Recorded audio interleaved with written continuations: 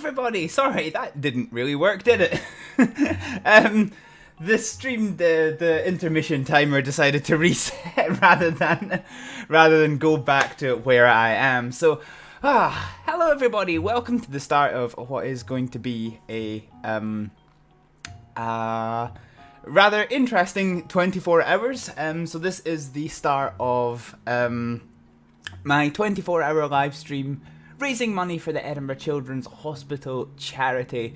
I'm very grateful. We're coming into the start of this stream with £230 raised by a wide variety of people, which is absolutely great. Thank you everyone for their support. Yeah, if you want to support the project yourself, you can. Now the button's changed. So the stream, hang on, let me just come off this because this is proving to be difficult. Yeah, so the Just Giving link is in the description of the video on YouTube, and I think on Twitch as well. You can also see it on your screen just now.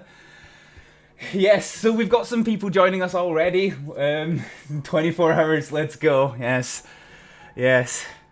It started dawning on me earlier today, 24 hours is a long time. I think I'm probably going to start losing my voice about 4 hours in, so we'll just see how it goes. So, because this is, we're streaming across multiple platforms, I do have many screens on the go at the minute. So, we've basically got my gaming screen here, my setup screen here, and my chat all the way over here. So if you see me looking around the place, I don't have a budgie in the room. I am just making sure I'm keeping on top of the conversation from all you guys, because I'm very grateful for everyone who's joining me on this stream. We have a wide variety of games across the theme of the emergency services and hospitals. So we've got some games where we're playing directly as the emergency services. We're doing a bit of flight simulator where we're checking out as many hospitals as we can, sort of a little bit of a challenge. Our main feature today is going to be Project Hospital, which is a game where you build a hospital. And so we are going to try and create the Royal Hospital for Sick Children, which is the old hospital, the old sick kids, you'll hear it commonly called, which is in the process of moving to a new site at the Royal Infirmary campus at Little France in Edinburgh. So what is the Edinburgh Children's Hospital charity? So basically they are a charity which aims to improve the experiences of children and young people in hospitals. So they are very closely connected with the sick kids and what will be the Royal Hospital for Children and Young People in Edinburgh.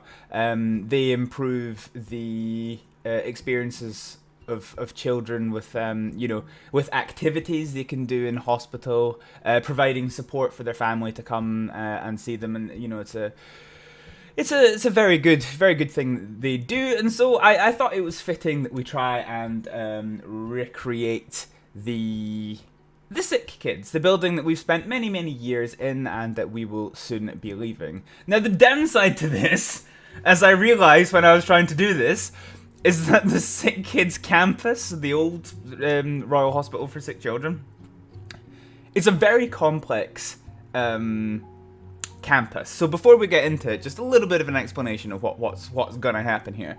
So we've basically got, you've got the traditional building, which was the original building of the sick kids, which is a kind of red brickwork building. It's kind of, I don't know, it's really weird. It's like an N shape with these kind of long gangly arms, which we'll come to see later on.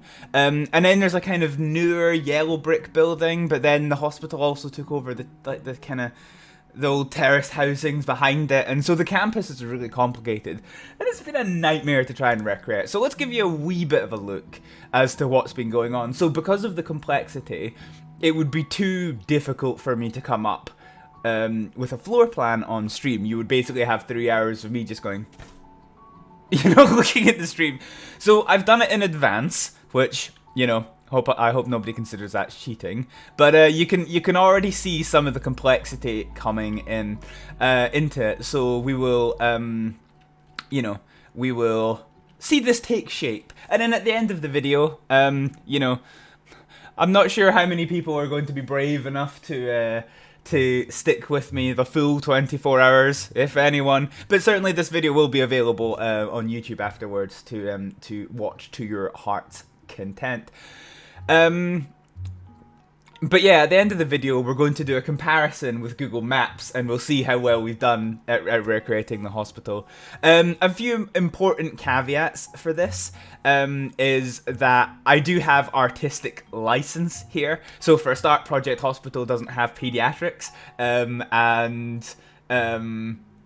you know, this is a pediatric hospital, so we're already, you know, we've already got some inaccuracies coming to the front of the, you know, what we're doing. But yeah, still, it's about seeing if we can recreate the hospital, and then, you know, the gameplay in between will be fine. So we will be doing a mixture of hospital building and the gameplay itself. So the other caveat I have to talk about is that my game might look slightly different from yours, and that's because Oxymoron Games, the manufacturers, the makers of Project Hospital, have been fantastic in supporting the stream, and they've given me access to the latest DLC, which isn't released yet. It's not released for another 9 days, but I have access to the beta version now. So you will see many things, such as, if I go to the build menu right here, if we weak ourselves over to here, like wheelchairs is the one example that's quite, you know, obvious, because before everyone gets moved about in stretchers, but now we've got wheelchairs. And there's a few other features that have added that we will hopefully get to show off as we go on about that. So that's fantastic. Thank you very much to Oxymoron Games for doing that for us. There was one other thing I was gonna say, and I've done plumb forgot. So, I guess without further ado, we will just go ahead and get started. I'm putting this down. It's quite. I'm not using the microphone that's here. I'm actually using the microphone that's slightly off camera. But it's quite disorientating because these are really good noise cancelling headphones. So when I have this down, I can actually hear myself through the microphone. But when I have it up, it's really disorientating. So yes. So we're doing this without cheats, and with proper gameplay.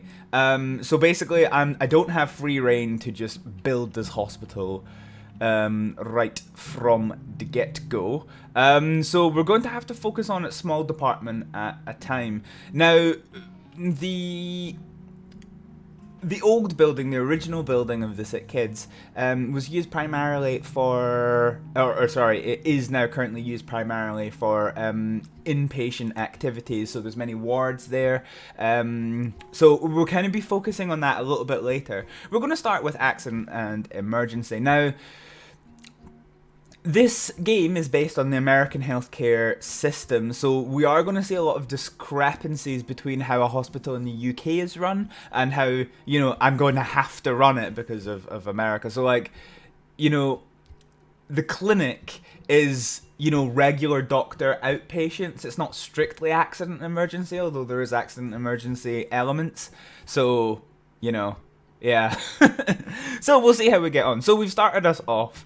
So basically, so for those of you who happen to know the hospital, how people have we got?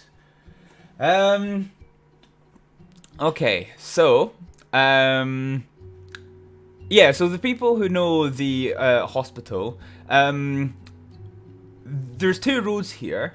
And this is going to be Sheen's Road, which is outside of the main entrance of the Sick Kids Hospital. And then you've also got Sylvian Place, Place, which is where the accident and emergency entrance to the Sick Kids is. So because in-game you can only have the ambulances stop on this road here, they won't stop on this road. I basically placed it on this junction because there's no other traffic. You know, so that's kind of fine. All right. So, but we won't be dealing with ambulances until fairly later. So, We've gone ahead and got ourselves some foundations. So what we're gonna do is we're gonna bring this all the way in and bring this down here and bring this up. Okay, right, so I guess the other caveat I should say before we get too started with this is that I am familiar with the exterior of the buildings. I haven't actually, I'm not actually that familiar with the interior of the sick kids, so that might be something that comes to the fray. So we've got the red bricks, which we'll use for the older building. I guess we'll just use this grey brick texture for the outside. So because we have limited money, we're not building the full exterior at the minute.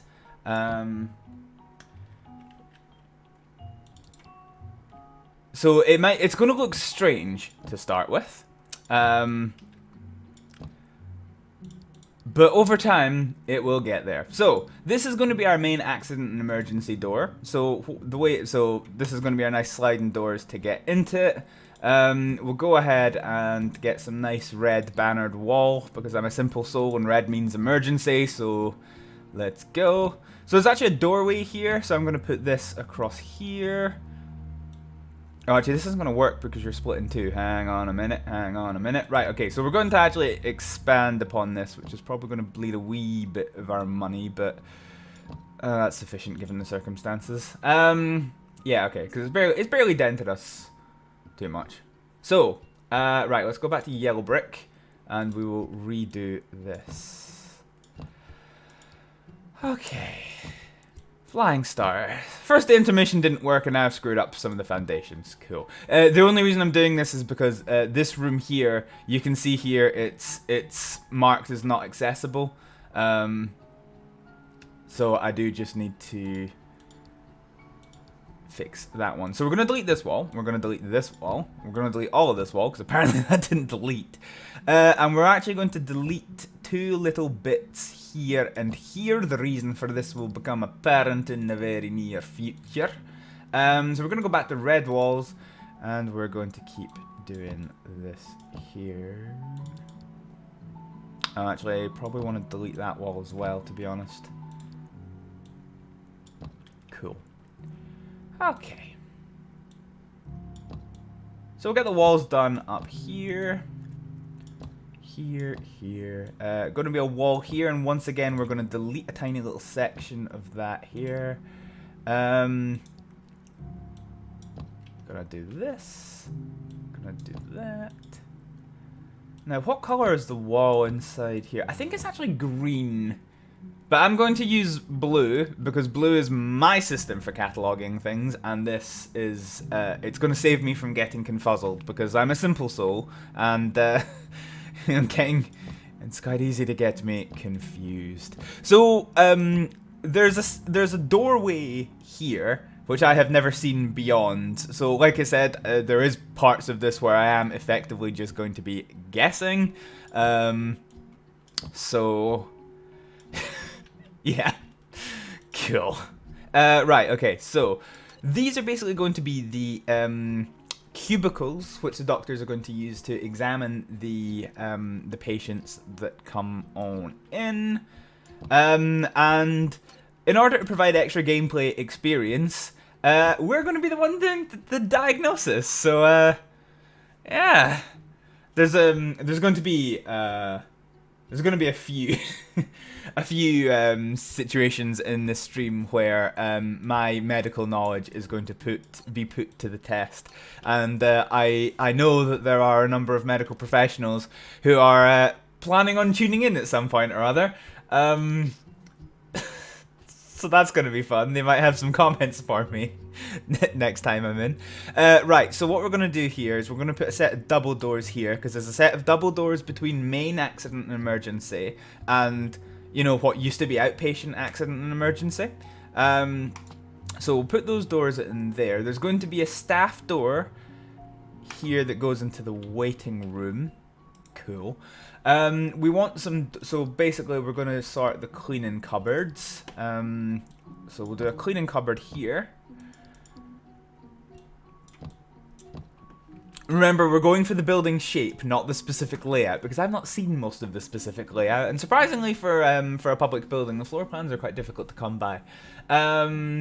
So we're going to sort some toilets as well. Oh yes. And then it won't actually be all that long until we get into some gameplay. So this toilet's going to cover our... yeah, okay. It's going to cover a relatively large wing of the building, so I think I actually maybe have done too much. Too many toilets. So we're going to go ahead and... yeah, we'll delete these ones. These ones. Because we need a fair few, because there's not... I don't think I've scheduled in for too many bathrooms in this floor, so yeah, we'll just have to see. So this, yeah, we're very much dealing with the newer, in air quotes, I guess, section of the sick kids. So we'll go ahead and put some blue doors in here. So this one's gonna go. I've actually screwed up the placement of this wall, to be honest. So let's move this back. That's 8 wide, so we'll do 4 wide, peachy. Cool. Okay, so we're going to slap a cleaning cupboard door in there. We're going to slap a toilet door. There, we can move it later, why not? So let's now get some stuff on the go here. So, because money is an issue, and it's a very real issue, we're going to start sorting the stuff here. So, just checking out the chat, Ross says, just simply do the classic, I diagnose you with death. We're going to avoid doing Soviet Russian tactics for healthcare, if at all possible. So let's actually, do you know what? I shouldn't have done that. Let's delete those two things because I can be incredibly lazy, and I love being incredibly lazy. So we're going to go ahead and build one of the treatment rooms. So we're going to give a bed. Now, in accident and emergencies in the UK, they typically don't have desks and seating and such. But because, you know, the clinic is more synonymous with a doctor's GP room rather than it is an accident and emergency room, I have to put a desk in. I suppose actually I could do a little desk as opposed to a big one, which is actually oh no, because I need to do a printer as well. So actually, yeah, sorry, let's just go for a office desk. So we'll pop that one in here, along with some chairs. So we'll get that in blue. We'll get a computer for the doctor to use and a printer for the printer to print stuff. What else would you use a printer for? Okay, so we've got curtains here and here. We're going to get another set of curtains here to... do we need them? No, we don't need them. So we'll not. Pretty straightforward. So what we're going to do here is we're going to take a cleany waste bin. We're also going to get... oh, this is new. A new little equipment cabinet. So we'll put an equipment cabinet here with a CRP scan on it. We want an eye test because, like I said, this is more synonymous with doctor surgery. So, you know, there's lots of kind of stuff that you wouldn't necessarily tend to find in every single cubicle. But again, we are kind of bound by the way the game be. So, yeah, so we'll do a disinfectant dispenser for dealing with the patients. We want a chair. Where be chair? Chair? Chair. Good, we've got a chair. Cool. Right, so chair will sit next to the doctor. What else are we in requirement of? We need an audio meter for some reason. So we're going to grab one of these. And we'll put it here? Yeah, why not? Why not? Hopefully that doesn't get in the way of anything. Okay, so we'll get a chart board so that the doctor can write some notes about ye olde kitty winkles. And then for added fanciness, we're going to get ourselves some decorations in because they improve the doctor's experience and the patient experience. And, you know, well, we are raising money for a charity that's all about improving the patient experience for children. So let's go ahead and add some posters. So, what would we like to see? Accidents. Yeah, this is accident emergency. So let's get some posters on accidents. So we'll get one of those here. The heart's an interesting one to learn about, so we will get that here. Anywhere else I can fit a poster? I can fit one there, so what else do we want to go for? Information. Everybody loves information. Cool, right, so that's done. So the reason why I did this only on the one rather than mirroring it is because there's a wonderful copy-paste tool, which very easily lets us do that. Happy days. Cool. Let's change up the flooring a little bit just so that we can, you know, make it look nice and pretty. Because I like things when they're pretty. Right, okay, let's now move on to the toilet. We'll get this hospital ready to go. So we'll just quickly sort the floor for here while we're there. So toilet's quite easy. A toilet needs toilets to function. And we're going to go on. How are we doing? Gotta save the state's money somehow. Yeah, okay, so actually... Ross brings up a pretty interesting point. I'm just alt-tabbing out because my chat window isn't functioning. Ah, here we go. Right, perfect. Right, hello Callum. Yeah, Ross. So, I actually, I for those of you who don't know, because I'm not very public about this, I do a bit of computer programming as a hobby, as you play this game, the doctors and staff, they get promoted, and they all have different perks and things. And I actually wrote a program which assesses the doctor's abilities and the perks that they have versus their salary, and works out who is the best value for money. So that if you've got somebody who's got like a negative score and somebody comes up in the recruitment window that has a positive score, you know you can swap them out and you're getting better value for money. So I literally spent I spent a long time doing this, writing a program that's just a race to the bottom line. I was just kind of like, that's the most American thing I've ever done in my life. So yeah. Right, let's finish off the toilet. So we're going to get some hand dryers and some bins because we don't want anybody littering up my hospital. So we're going to get some sinks so that everybody can wash their hands. Yeah, okay. Wee bit of a messy layout, actually. I shouldn't have put that door so far along, but I can always move it later if it turns out to be annoying. In retrospect, now that I think about it, I should probably have fitted the chairs of the waiting room before I'd done this, but it's done now. What can I say? Okay, right, so, cleaning cupboard. So this is going to be the place where our cleaning staff come along to do stuff. So we're going to get some buckets and carts in the middle. It's a 5x5 room, so I think we can get 6. Yeah, okay, good. We can get 6 of these looking nice and neat, which means I've got space for one more shelfy boy. So the buckets and carts are a utility tool, but the shelf is the place of work. And what I mean by that is if I go to the management screen, you can see in order to hire people, they have to have a shelf of their own.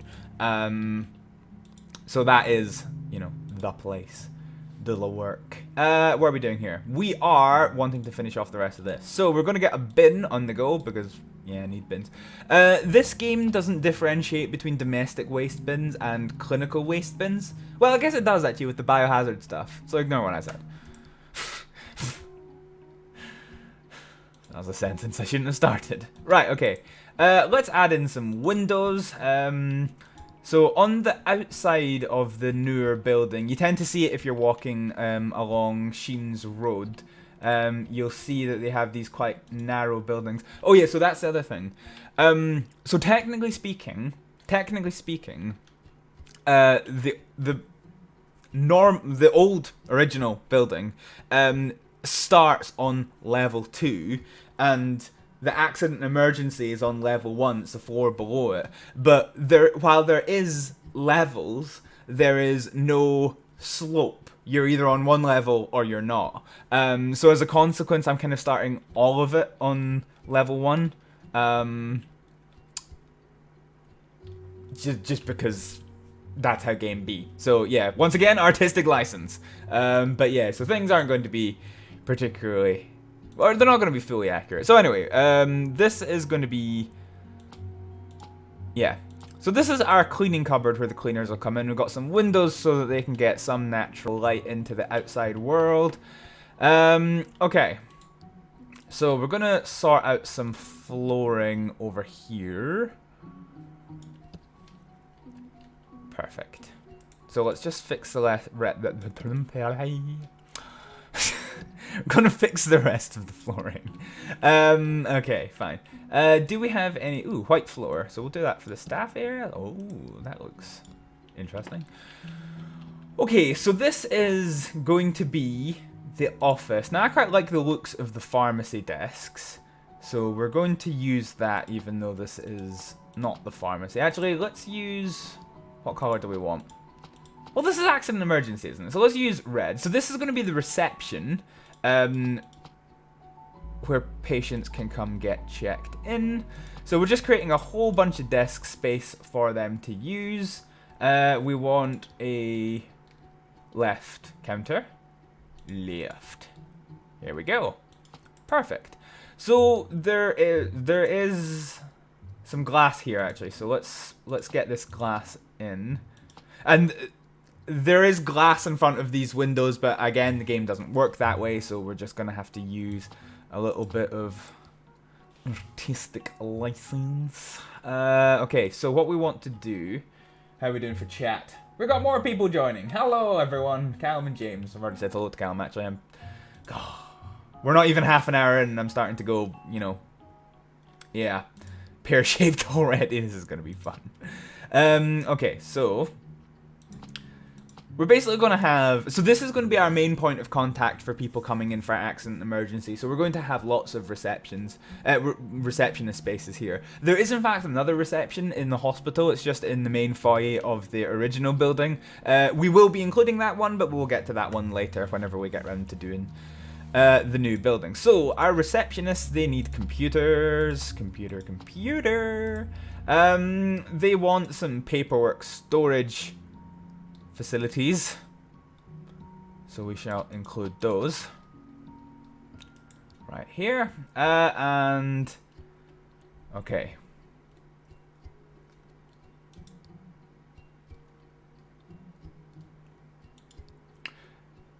so I'm just trying to think of how I want to do this. So if I do 1 and 1, yeah, okay, that works.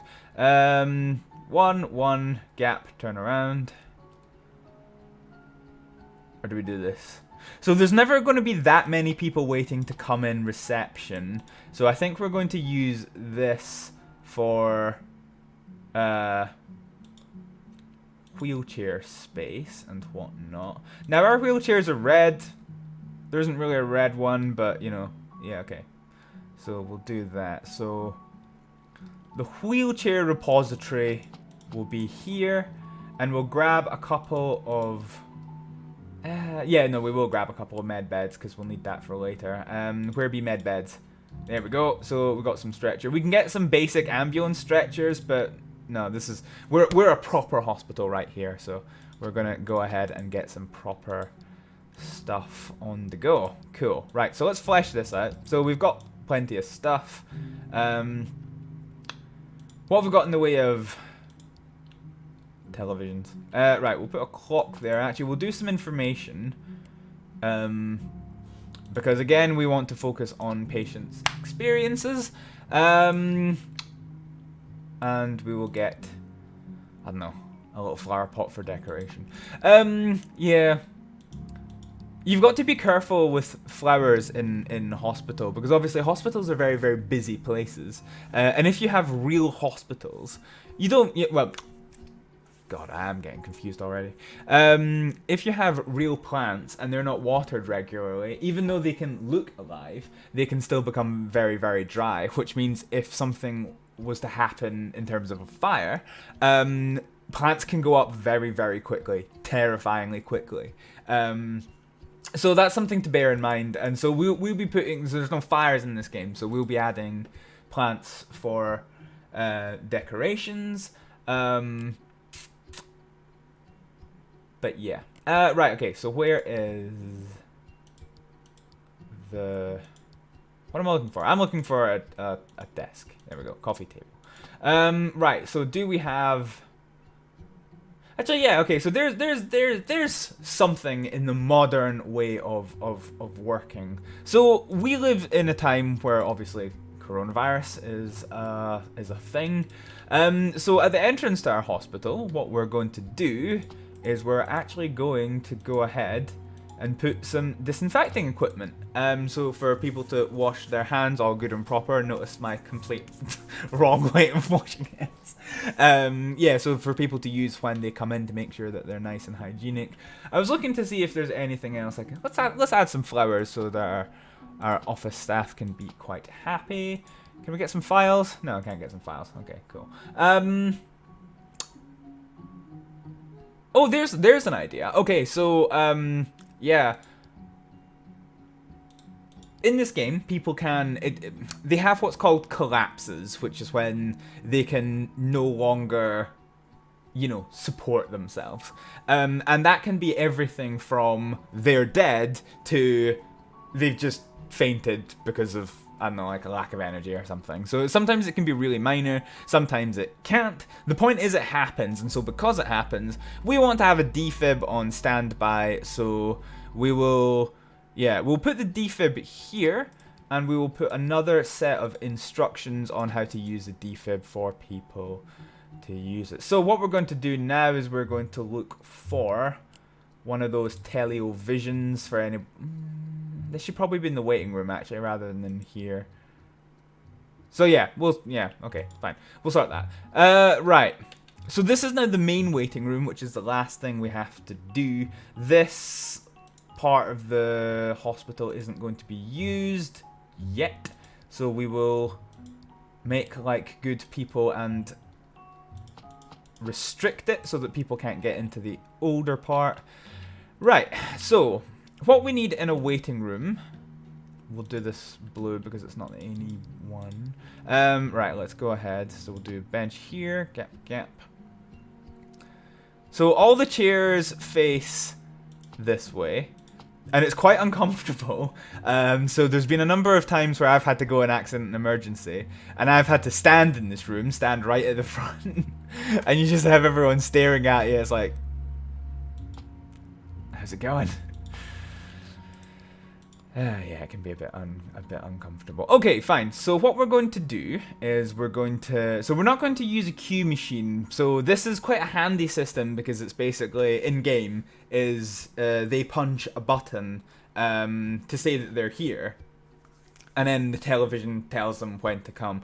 In the UK, I've never been in a hospital where they don't have the doctor come out and call you by name to stop people, you know, getting confused about the system and whatnot. So where is the organ harvesting unit? The closest thing to that would be the morgue.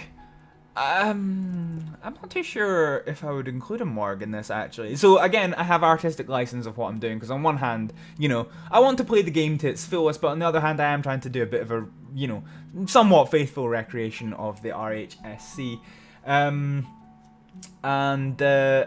I don't think, to my knowledge, there is a morgue at the Sick Kids.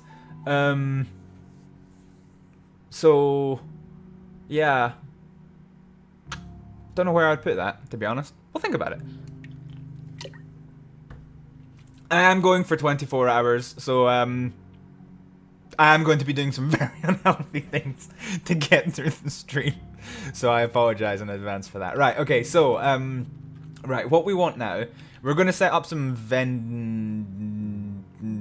yeah, we are going to set up some vending machines. Okay, so how do I want to do this? So in the real hospital, there's actually a kind of second reception desk here, but I don't think it's used much. So I'm just going to use it to fill it with vending machines.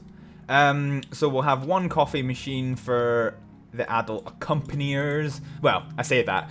As I said at the very start of this video, there is no pediatrics in this game, so all the patients are going to be adults in game. This is going to be an adult hospital, even though we're recreating a pediatric hospital.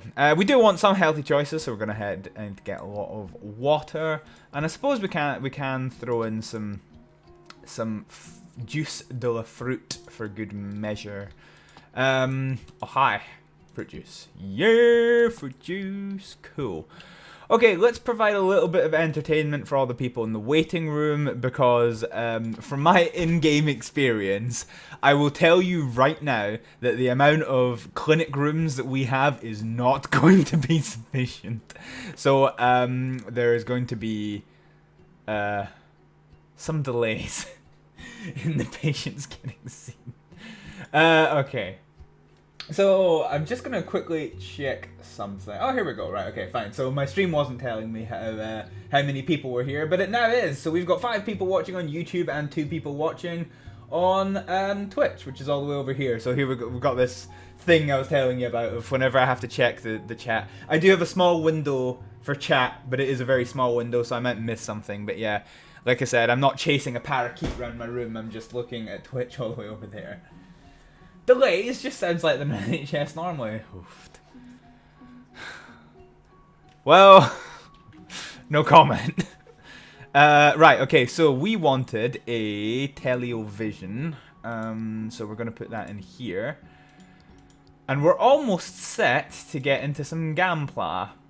What am I looking for? I'm looking for a television. See, trying to do this on stream, like things that you can do perfectly competently normally, but when you know you've got somebody watching you, you just can't. You just can't. Oh, yes, no. So one other thing that we have to do. Right, okay. Let's very quickly finish this. I'll try and not talk too much.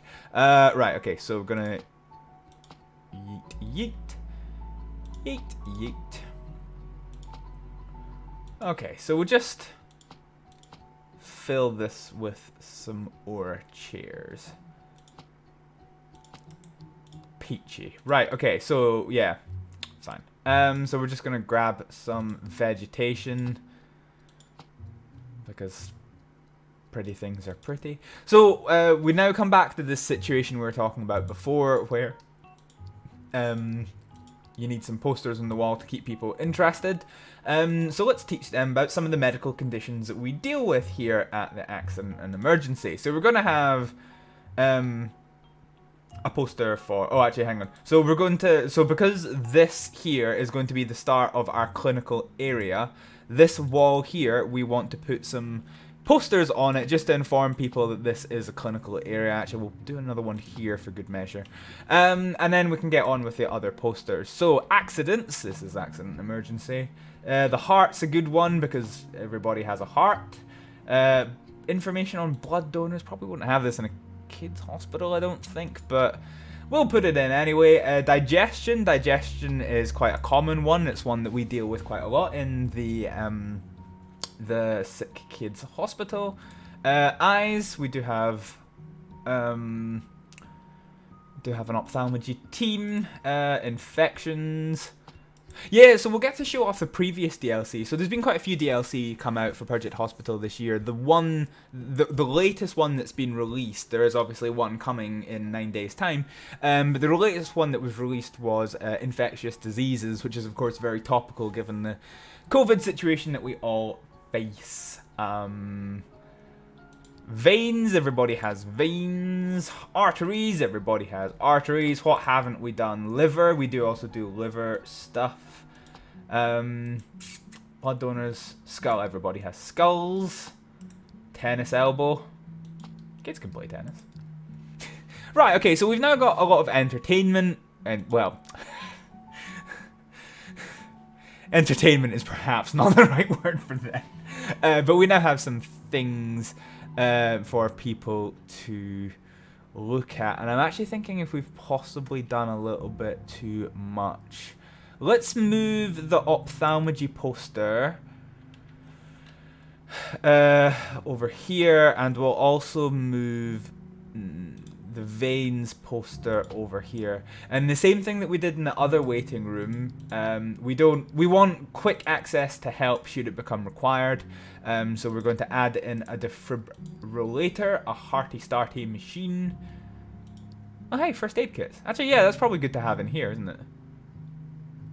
Yeah, okay, so we'll add first aid kit to the reception, because that's pretty handy to have. So the NHS, there's one of these things that sounds, it's one of these things that sound weird on paper, but when you think about it, you know, it kind of has to happen. But, you know, when we work in hospital, if we become injured, we have to report to our first aider. You know, yes, we are in a hospital. We do have accident and emergency a couple of floors below, but we still have to report to our first aider because, of course, most first aid situations are cut to the finger, blah, blah. You don't need to go to accident and emergency for that. And they are, of course, very busy with their day-to-day work. So, yeah.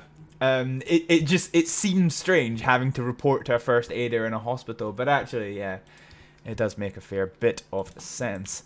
Okay, I think we're now ready to open up this hospital. So what we need now is some doctors. Have we got any more chat on the go? No, not yet. Okay, cool. Right, so now we need some doctors. Why is this? Okay, let's expand. Oh no. Yeah, right. Let's move this. Okay, let's just expand the waiting room a little bit. Perfect. Okay, so we need some doctors. So this uses the American healthcare system for its doctors. So in the UK, we tend to have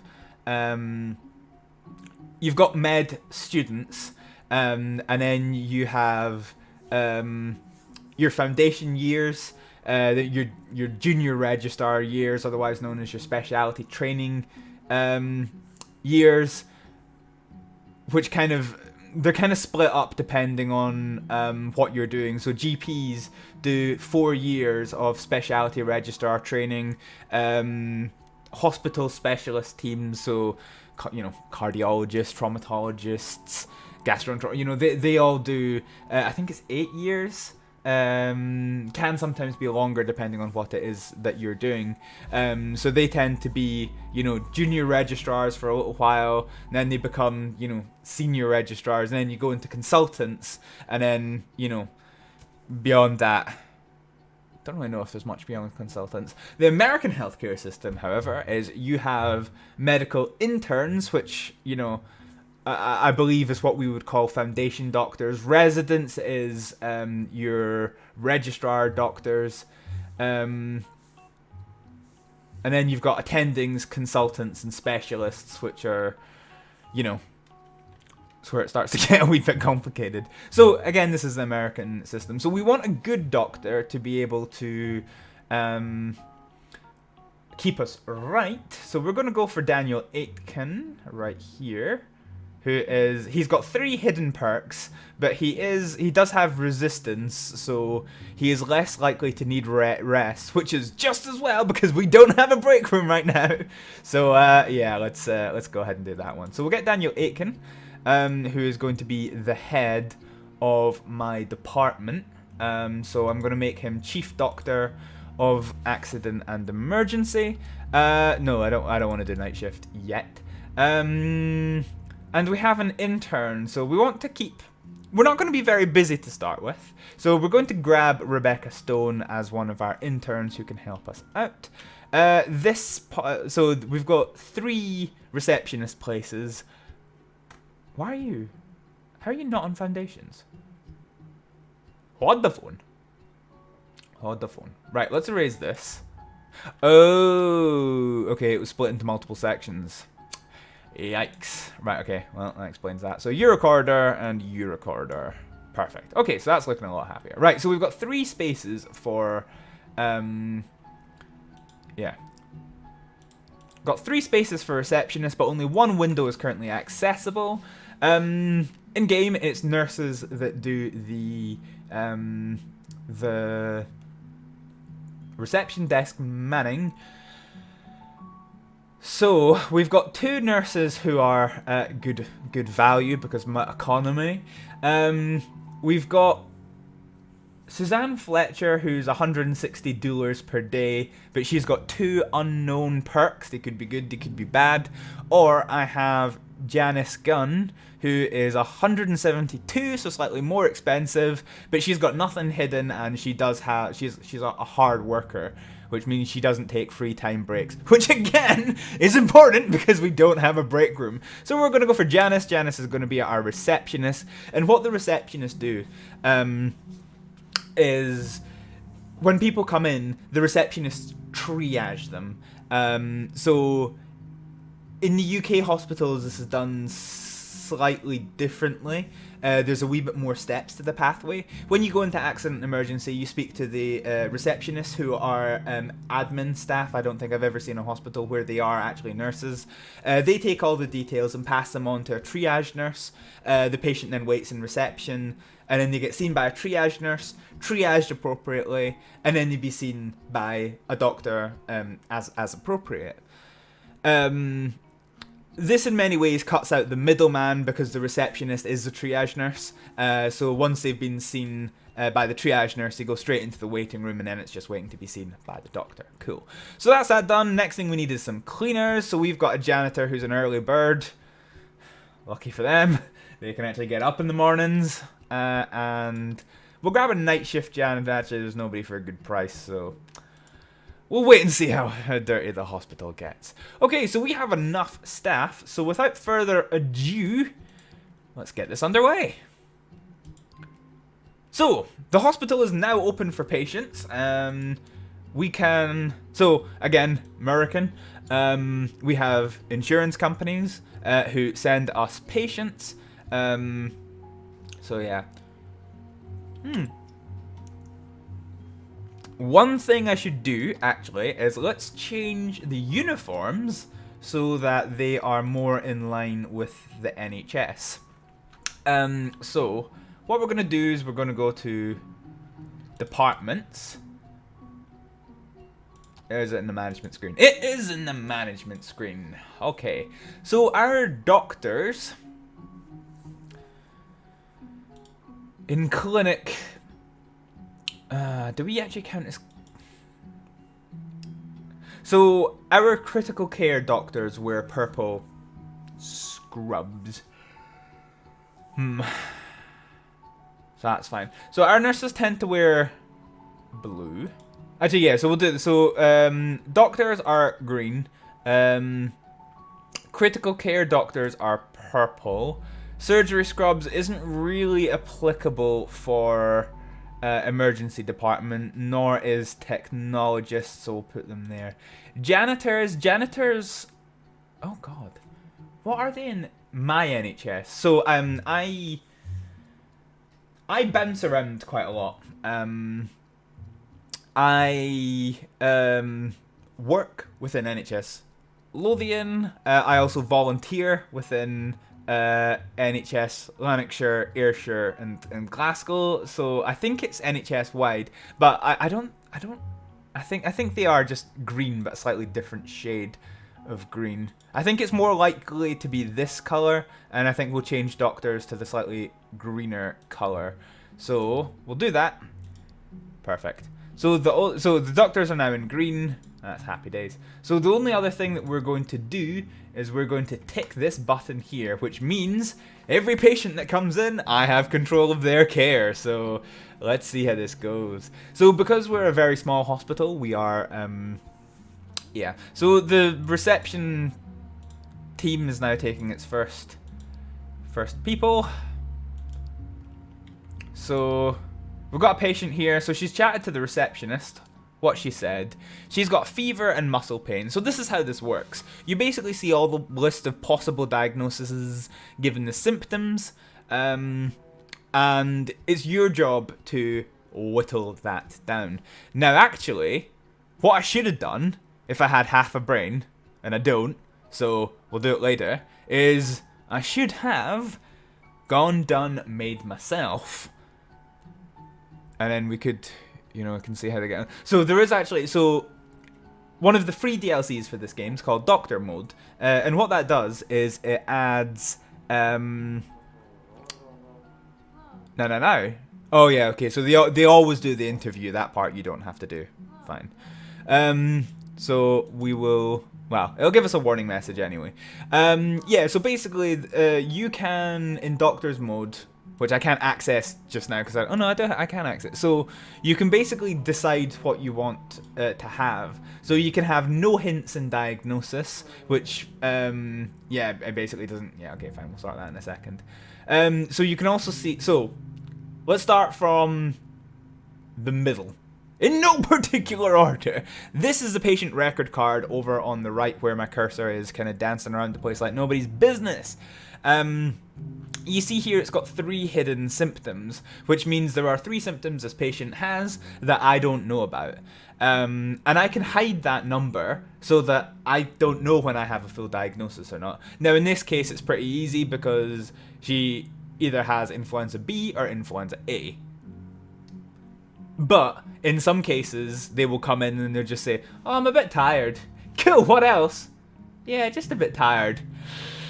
And you've got many, many possible symptoms. And if the number of hidden symptoms is hidden, you don't know how close you are to finding an accurate diagnosis, so things become more difficult.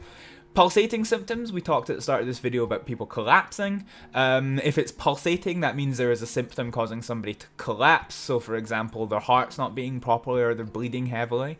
And if you disable that, then you can't tell they're critically injured until your doctor actually looks and sees. No hints in diagnosis is basically just not cutting down this menu until you've done the appropriate tests to rule them out. So we'll just leave it on normal for just now. We can play about with it later because we've got 12 hours of. Is it 12 hours? We've got a lot of Project Hospital coming today, so you know. Yeah, fine. So what we'll do. Finish the interview. Let's check for a fever, and we'll have a little look at the nose. So do we have anyone else coming up? We've got another patient. She's got a bit of a limp. See the limp? So this is something that's new, that's been added with the traumatology update, which again I am using the beta version for. So we might see some things that aren't quite the full feature. So she's limping, and sure enough, she's got an ankle injury. So she's going to head over to our. So one thing that we don't have that we're going to need here, so we can see here already the triage nurse has established that she's either got a sprained, dislocated ankle, ankle fracture, or ankle contusion. Now, we can probably cheat here. And this is not actually an explicit cheat, but I'll show you what I mean. So at the moment we don't have an x-ray, so we can't determine break yes or no. But what you can do is you can hover over it. So ankle sprain, orthopedy.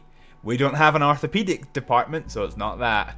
Dislocated ankle, orthopedy. We don't have an orthopedics department. Fracture, we don't have an orthopedics department. So actually, the game that won't screw you over, it won't give you patients that you cannot deal with because that would just be unfun. That's not true. It does, but only when the game thinks you're ready for them. But in this case, I can tell, because I know the game mechanics, that it's an ankle contusion. But, so, this revealed nothing. Well, okay. So what senior doctors can do, so if we go to Daniel, alright, let's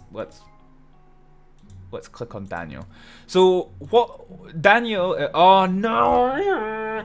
So Daniel has hidden things, perks, and one of them is rude. Now, this is officially going to be a theme of this here stream. Is that you've we're improving patient experiences, and we've got a rude doctor, so there's no way to get rid of a perk. So we're probably going to move him to a different hospital at some point. So yeah, we don't want We don't want rudeness. But as a specialist, he's got a perk called advanced, well, he's got a specialization called advanced diagnosis, which allows him to do a differential diagnosis, which basically means there's no more tests that I can do, but actually if I do a case review without doing any more tests, I can work out that you don't have this, and so you can reduce the number of possible diagnosis down, and in the cases where you've only got 2 diagnoses, you reduce it to 1. So we'll sort this patient later. So this patient here who's just had the... What's happening here? Okay, yeah, right. So yeah, so she's just had a differential diagnosis, and she's got influenza B, which we treat with some antivirals. There's no other symptoms that are maybe a bit of a... Okay, we'll give some painkillers and prescribe some rest, and then once that's done, they'll be ready to go home. So this patient, we know from an interview, they either have an ankle fracture or ankle contusion, so we'll do a physical examination on them and see what else we want to do. This person here has either got shingles or malaria. Shingles, you should be able to tell from a physical... Well, maybe not actually. But we'll do a physical examination on them, and then it will hopefully reveal what is wrong with them. So shingles, I believe, has stuff on the skin. Yeah, okay, so it results in a red skin rash that forms small blisters. So by doing a physical examination, we're checking the body for those rashes. And so we will be able to confirm or deny that it is shingles, and indeed it is shingles. So we're going to diagnose this patient with shingles, which is administered by antivirals. He's got a widespread painful rash, which isn't good, and also actually quite a strong... fever, because we previously saw a fever, but it was in pale red. This is in a darker red, which means it's more likely to cause issues. So we want to treat this with antipyretics, which bring the fever down. We'll prescribe some steroid cream for the rash, and we will also we'll also tell him to get some rest because he's got malaise. I don't know how you say that actually, but he's not feeling great. Okay, so that should hopefully do that. And then that will be us hopefully having treated some patients. So the physical examinations on this, he's doing an upper body exam for a lower body injury. This is a game, you know. Right. How are we doing? Any chats? No chats. Oh well. Yeah, if you have any questions, feel free to just ask. You do have 24 hours to ask your questions, so you're in absolutely no rush. Physical examination is finished, and it actually revealed nothing new. So, I'm conscious of the fact that we've done a lot of building so far. So let's do some more, because this will actually be relatively quick. So I'm going to very quickly add a radiology department. So radiology in the sick kids is relatively close by to the accident and emergency department. It's split off into 2 areas, but because of size constraints, I've had to smoosh the hospital down. So whereas there is there's accident and emergency, X-ray, and then CT and MRI, I've had to smoosh X-ray and CT down into one. So this here, right here, is going to be our radiology department. So what we're going to do is we're just going to create a very small version of the radiology department for just now. We're going to do this by building some foundations to here. And then that's going to be one of our X-ray rooms. So we're going to go back to yellow brick walls. Or yellowish brick walls. Actually, it's more like yellow walls with brick, isn't it? Now that I think about it. Okay, so we're going to sort this. So my preferred color for... No. I've wasted money on a wall and I shouldn't have. Sad. Right, okay, so we're going to... Yeah, we'll just sort that off here. So we're going to knock down this wall. And we're going to leave this in red.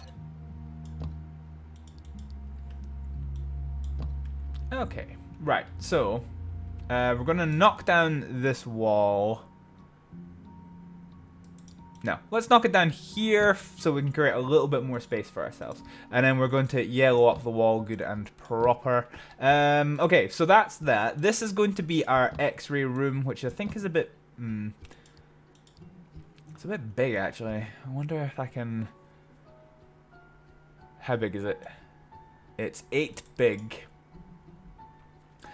I've been experimenting in the other... Oh, sugar. I've been experimenting in my own gameplay for this with other ways of doing X-ray rooms that kind of really shorten down the size, but for just now that's not the case. So we'll put some door in here. So we're going to do an X-ray door into this room here, and we're going to want some windows so that the radiologist can see what's happening. Health and safety be damned. Right, okay, so we want... So the X-ray machines can be quite expensive, actually. So let's start the waiting room first. So we're going to delete this just now. And we're going to go to radiology, waiting room. I will just be doing this very quickly so that we can kind of get back to content as soon as possible. Right, 1, 2, 1, 2, 1, 2, 1, 2, 1, 2. Right, I'm trying to remember the pattern I decided I was going to do this in. And it's going to be this way. So, perfect. Right. So let's get some floor on the go. Tell you what we're going to do. Let's neat up the place. So I like to have waiting rooms in a slightly different colored floor because it just adds a nicer vibe to the hospital. So let's go ahead and do that and blow some money on that there. You need to be marked as a corridor. The reason why it's important to have things marked as corridors is because people won't clean it if you don't. So, you know, given that having a clean hospital is very important for the health and well-being of everybody here, let's go ahead and add some plants in order to... Yeah. In order to kind of spruce the place up a little bit. So we're going to go ahead and do this. And we're going to add our desk. So we're almost done. So we need an X-ray control panel for the person, the radiologist, to activate the X-ray machine. The radiologist needs a PC to be able to send stuff to the doctors. They need a chair in order to be able to do that. We're going to get a nice big equipment cabinet for them to use, and they also need an X-ray viewer in order to be able to see what they have just taken from the patient. We then need some stuff to make the X-rayer's life happy. Some nice flower pots. Flower pots just cheer everything up in your hospital, so, you know, it's good to have. And if you have unhappy staff, you have an unhappy hospital, so, you know, makes sense. So this is going to be our X-ray machine, so we'll add that, and this now gives us the ability to hire a radiologist, which we're going to do. So we've got a senior scientist who's late to work, a master scientist who's late to work, a master scientist with dirty feet, and a master scientist who's a hard worker and doesn't take breaks. Sounds perfect. Okay, so now that we've got a radiologist, we can now go for a lower limb X-ray, which is now done. And actually, we took a loan and didn't need to, so let's pay that loan back for now. So this X-ray will then allow us to determine conclusively, even though we do technically already know that she doesn't have a fracture. What was this? Was it dislocated? Yeah, so we already know she doesn't have an ankle fracture because we don't have an orthopedics department. But yeah, Are you going to play this game just for the next 24 hours? No, I am not. There is a schedule. It's not. I will use one of the intermissions to put it on in the description of the video. It's currently available on the Just Giving link, which is on your screen at the moment. You can also find it on my Facebook, Twitter, or Instagram accounts, and it shows you what schedule we're doing. So we've got 1 more hour of Project Hospital. We're then moving into livestream.de, and then we will be doing some Reanimation Inc. At 3 o'clock. And then we'll just be sorting it out. So we'll be coming back to both Project Hospital and Lightstellenspiel.de on a regular basis with a number of intermission shows in the interim. I will get the schedule uploaded to YouTube on one of the intermission breaks. I did have a little bit of technical difficulties, so you know, hopefully that doesn't happen. Also, you'll be pleased to know that. So for those of you who might not have been on my channel quite regularly, there's a thing that I like to do whenever something goes wrong in videos. It's called the bark break, and I do it in my pre-recorded videos. It's just a humorous little side whenever something's gone wrong in a video. And you probably won't be able to see it, but I have a custom keyboard, which I can't raise up far enough, actually, because the cable's stuck, that has a bunch of custom buttons on it, one of which is the bark button, from which I can do this. It's good. Yeah, so I can at the press of a button initiate a bark break in the usual way. And for those of you who have been watching my GTA videos over the last few months, I think you probably know what series it's going to be used for. But yeah, so anyway, that was just a cool little aside. Patient. So shingles, yeah, right. So he's been treated fully, so we can send him home fully treated. Happy days. So Mr. Ray Thomas is going away happy. We've got somebody coming in here who has swallow pain, vomiting, muscle and joint pain. The nurse has already done all the work for us, though. She's diagnosed or been able to give enough information that we can straight away diagnose pharyngitis, which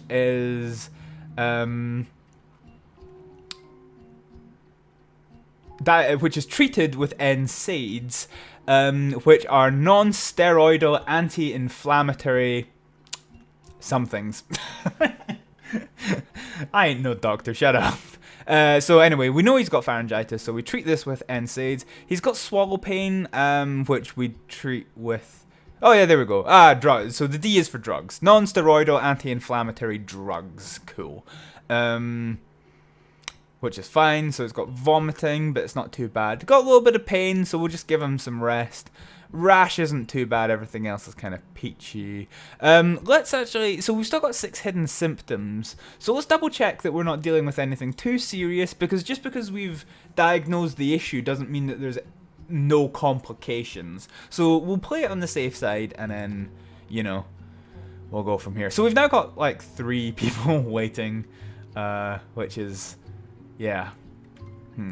Okay, so Kieran Gardner. He's got a fever and he sneezes. So he could have influenza, could have respiratory syncytial virus? No idea what that is. Pharyngitis or the common cold. So pharyngitis refers to throat caused by bacteria or a virus. So let's just go ahead and have a little check of his features. Cool. What's happening with him? Yes, okay, right. So so we're just doing the physical examination and whatnot here. Cool. So this is now turning into quite a busy old hospital. There we go. So there's a patient reading one of the information signs. So yeah, just like in a real hospital, people do get bored of their waits. So yeah, they just go, oh god, there's she's her bum's clipping through the bottom of the seat. I've never noticed that before. Oh god. Right, okay. So we're just doing oh, hello. So the X-ray has now ruled out a possible fracture. We now know it's definitely a contusion, which we're going to treat with some numbing ointment. Leg orthosis to immobilize a certain part of the leg. And recommendations. Recommendations are a good one. There's a common thing in medicine where it's like, you know, it hurts to do this, but don't do that. Recommendations. No, it's a bit more in depth than that, but it's still a very, very handy tool because, I mean, there is some things that you can do where there's no medication involved, there's no bandages that you put on. It just, you know, you give advice and, you know, to change something in their life, and that's how you know, treat some cases. Okay, right, temperature measurements done. Ah, okay, so, right. Yeah, so we knew this was pharyngitis. So he's got fever, it's kind of red, so I guess we'll treat the fever with some antipyretics. And nothing else is too bad. I don't want to waste time doing all of the things, as you can see we're already starting to get a queue of humans waiting to come and get treatment. So because that's done, we're now going to send him home after paying his bill of $80. When I get a pharmacy, I'll be able to get more dollars from the pharmacy. So I think one of the so this building here, the one that we're currently building at the moment, is only one story for the most part. It does move over to 2 or 3 stories as you get further kind of over this way where I'm looking just now. But I think for gameplay's sake, we're going to add another floor because this game relies quite heavily on laboratories, and to the best of my knowledge there isn't any laboratories within the sick kids itself. The samples are taken externally to other hospitals that are then get sent back. But because this game mostly deals with the here and now, yeah, we're going to have to get some labs. So this building here, which houses accident and emergency, I'm going to slap a second floor on it in order to accommodate some labs. And I suppose, given what we were saying earlier, could be space for the morgue. Gerardo says no cold waters and sad face.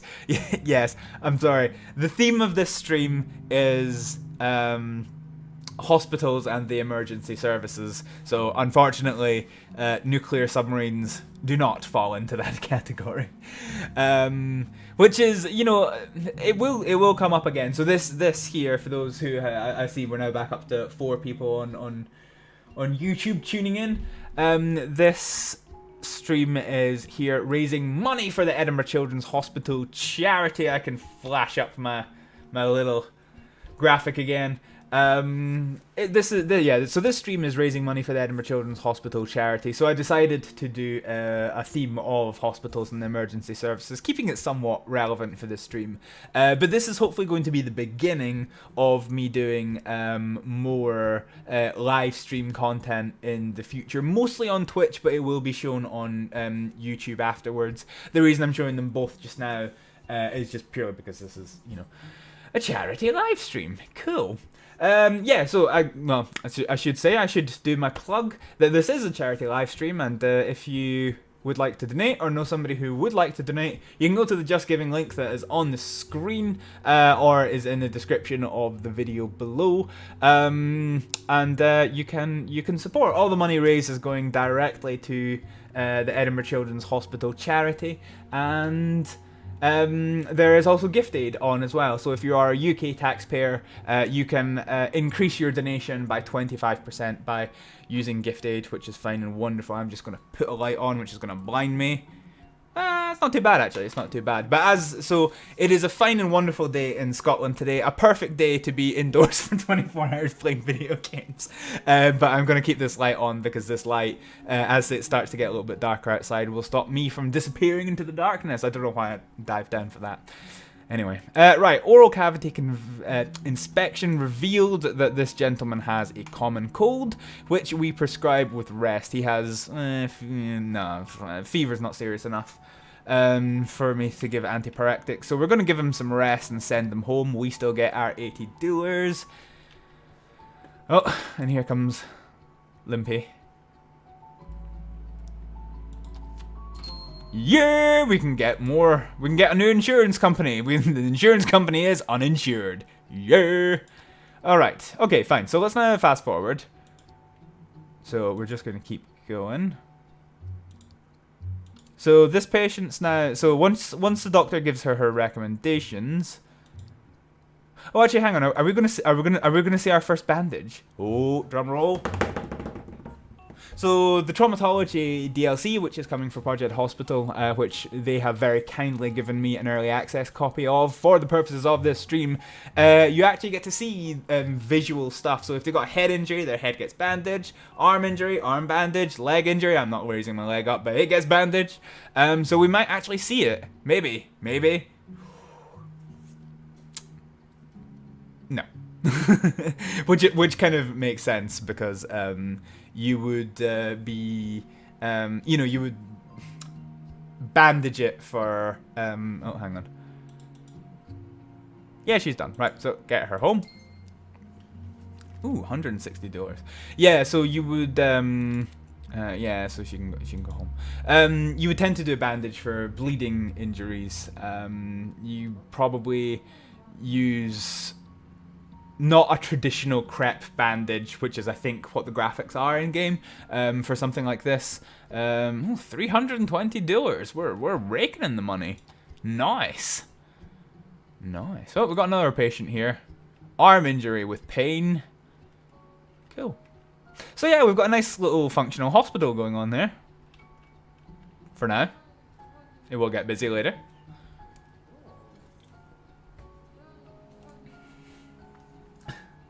And already I'm starting to get the feelings. My throat's not... I'm gonna lose my voice. Right, interview was done. So between the nurse's diagnosis and the interview, it is quite likely this person has tapeworms from eating dodgy beef. So we don't need to do anything further. We can diagnose that. We treat that with antihelminthics, which is, you know, anti-parasites. They've got some abdominal pain. Loss of appetite. Yeah, okay. I think this will all fix once the stuff's done. So we'll do some painkillers for the abdominal pain and we will bippity boppity and get them off of our hospital's property. Yeah, man. Okay, then go away. Good. So, interview was done. So this is an example of where somebody comes in with quite complex stuff. So, all they have told us in the interview is that they're tired and that they feel weak. And as you can see here, there's four pages of diagnosis, each with 6. So, you know, that is 24 possible diagnoses we can have at the minute. So, what would we do here? So, first thing we're going to do is we're going to do neurological testing and speech listening, which in game is kind of another element of neurological testing. So we're just going to listen to them talk, and we're going to do a little test to make sure that there is nothing inherently wrong with the brain function. I don't think I have strokes unlocked at this point in the game, but that is what you know I would kind of be worried about in the first instance, is if somebody's feeling weak and fatigued but no obvious injuries.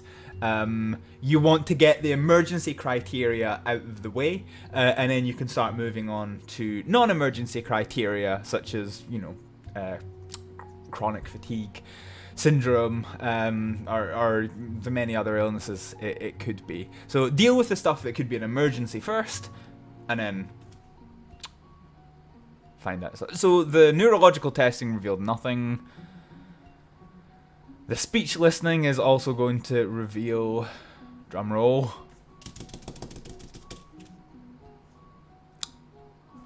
Should keep this on double fast forward.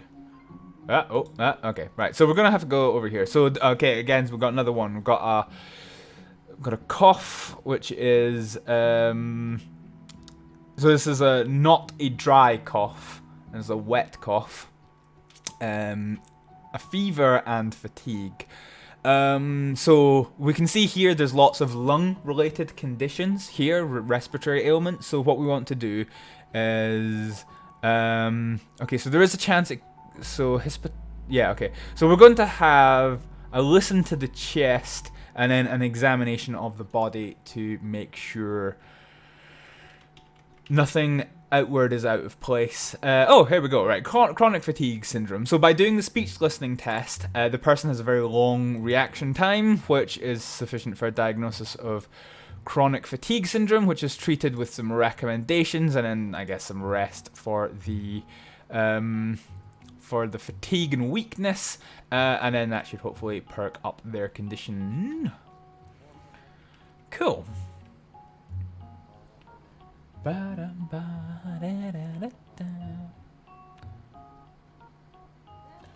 Boy, right.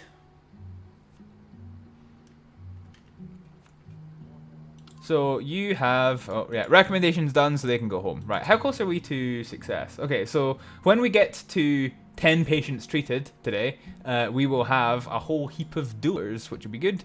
Right, so the physical examination hasn't really revealed anything further, except that it's narrowed down a lot of the stuff. So we've got the possibility of sinusitis or bronchitis, so let's have a feel. Well, let's basically have an examination of the oral and nasal cavities and the neck. And also there's a fever, so we'll just have a double check of the person's temperature. Cool. So they're going home. We've got one more patient here. Do we have any other patients floating about the place? Oh, here we go. We've got one more coming in. 4 hidden symptoms and 3 hidden symptoms. Peachy. Right, let's go.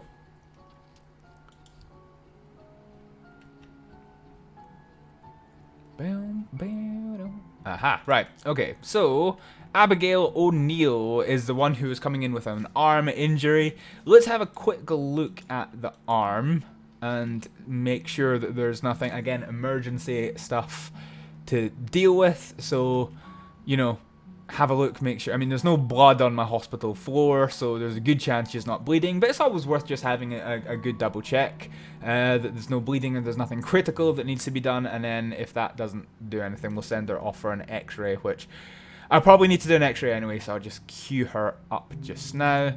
Got one person here so the oral cavity inspection revealed sinusitis, so that's probably more, so probably ruled out other things. So sinusitis is treated with a saline nasal spray. Got a little bit of a fever that's marked in darker red, so we'll probably treat that with some antipyretics, and we'll give some rest because rest isn't,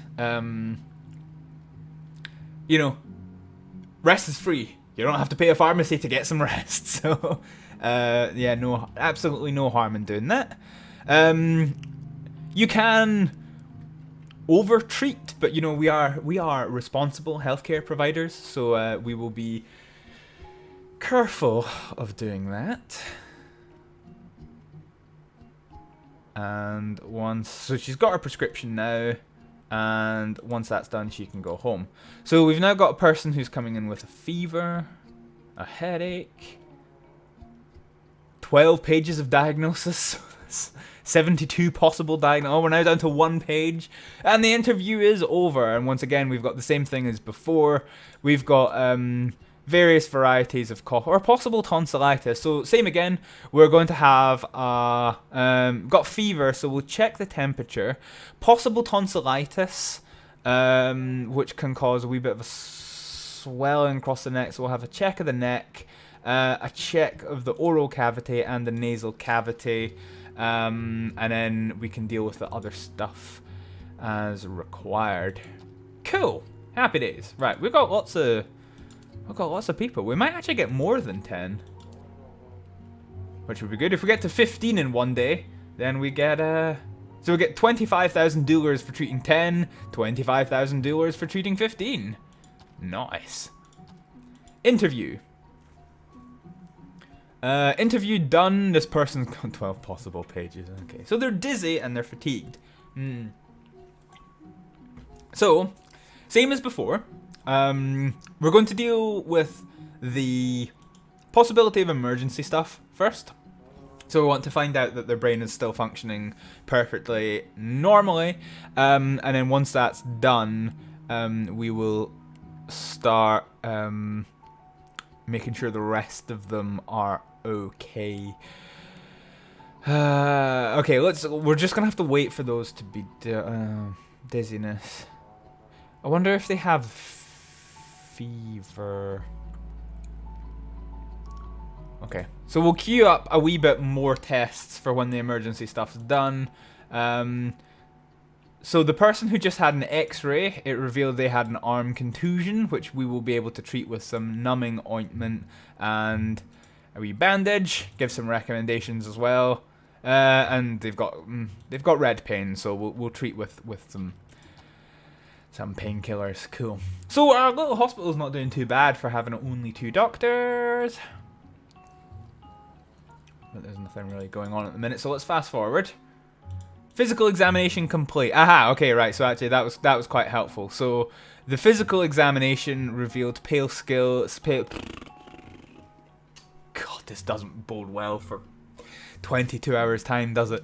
Right, so yeah, pale skin, crumbly nails, fatigues, and dizziness is all symptoms of iron deficiency anemia. Pale skin because not enough blood, fatigue and dizziness, yeah, just because there's limited iron transport in the blood. So we can give some iron supplements to deal with this, and some recommendations in what to do about dizzy spells, and give some rest to deal with the fatigue. How is this person doing? Oh, okay, so we're still going through the inspections. Recommendations done, so he can go home. $160. Yeah. Nasal cavity inspection was done, and it revealed that the patient had sinusitis, which we treat with a saline nasal spray. We've got red fever, so we'll give some antipyretics to deal with that. And then they can, once again, bippity boppity and get at our property. How are we doing stream-wise? Cool. Yeah, we're doing good. We're doing good. Cool. So yeah, this has actually gone pretty fast to come to think of it. I kind of, so originally I had to schedule at 3 hours a segment, which I was thinking of it. I was like, it's probably a bit too long for one individual segment. We want to keep mixing it up quite a fair bit. So, you know, we are actually going to be coming to the end of our first segment, which is good. So this person's done. So yeah, we'll very soon be moving on. We've done it! We got $25,000! Yeah! Amazing.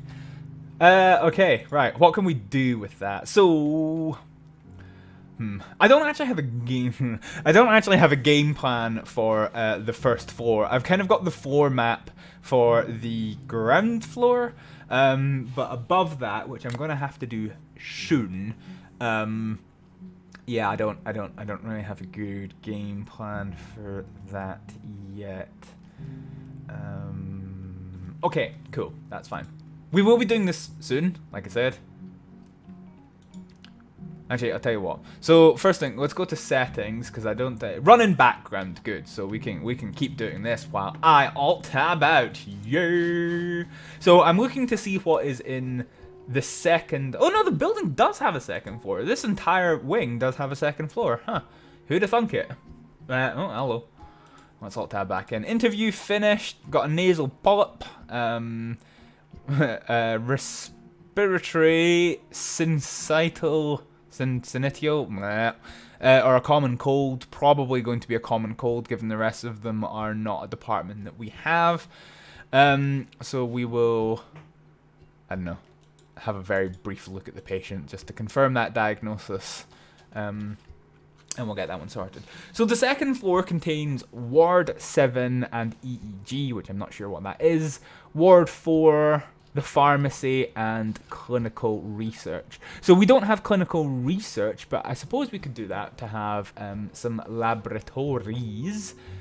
Analgesics, which is done, so they can go home. Good. Okay, we've still got, what, 2 hours of the working day left? So there's a non-zero chance we might get this. So we've got 2 patients waiting and 1 patient in. So, can we get our extra 25,000 dollars? Only time will tell. Hi. So, we'll put it on fast forward. So I guess I can take this time and opportunity to ask how everyone else is getting on. Has everyone had a good day? Or a good weekend, rather, because it is the end of the weekend, actually. I forget this because my week's been a wee bit screwy. Oh, we got athlete's foot. Okay, so we'll treat that with antifungal ointment and foot cream. No, they've already got cream. Right, that's fine, peachy. Right, so they can go home. Done. Hoi. Yeah.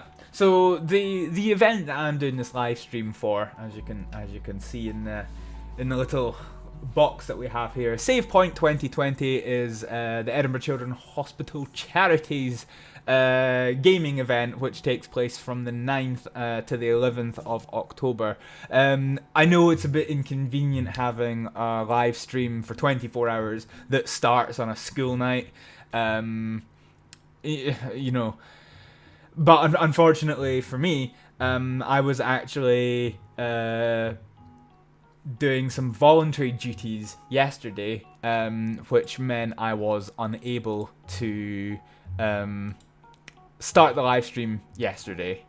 So here we are today. But anyway, I hope everyone has had a good weekend.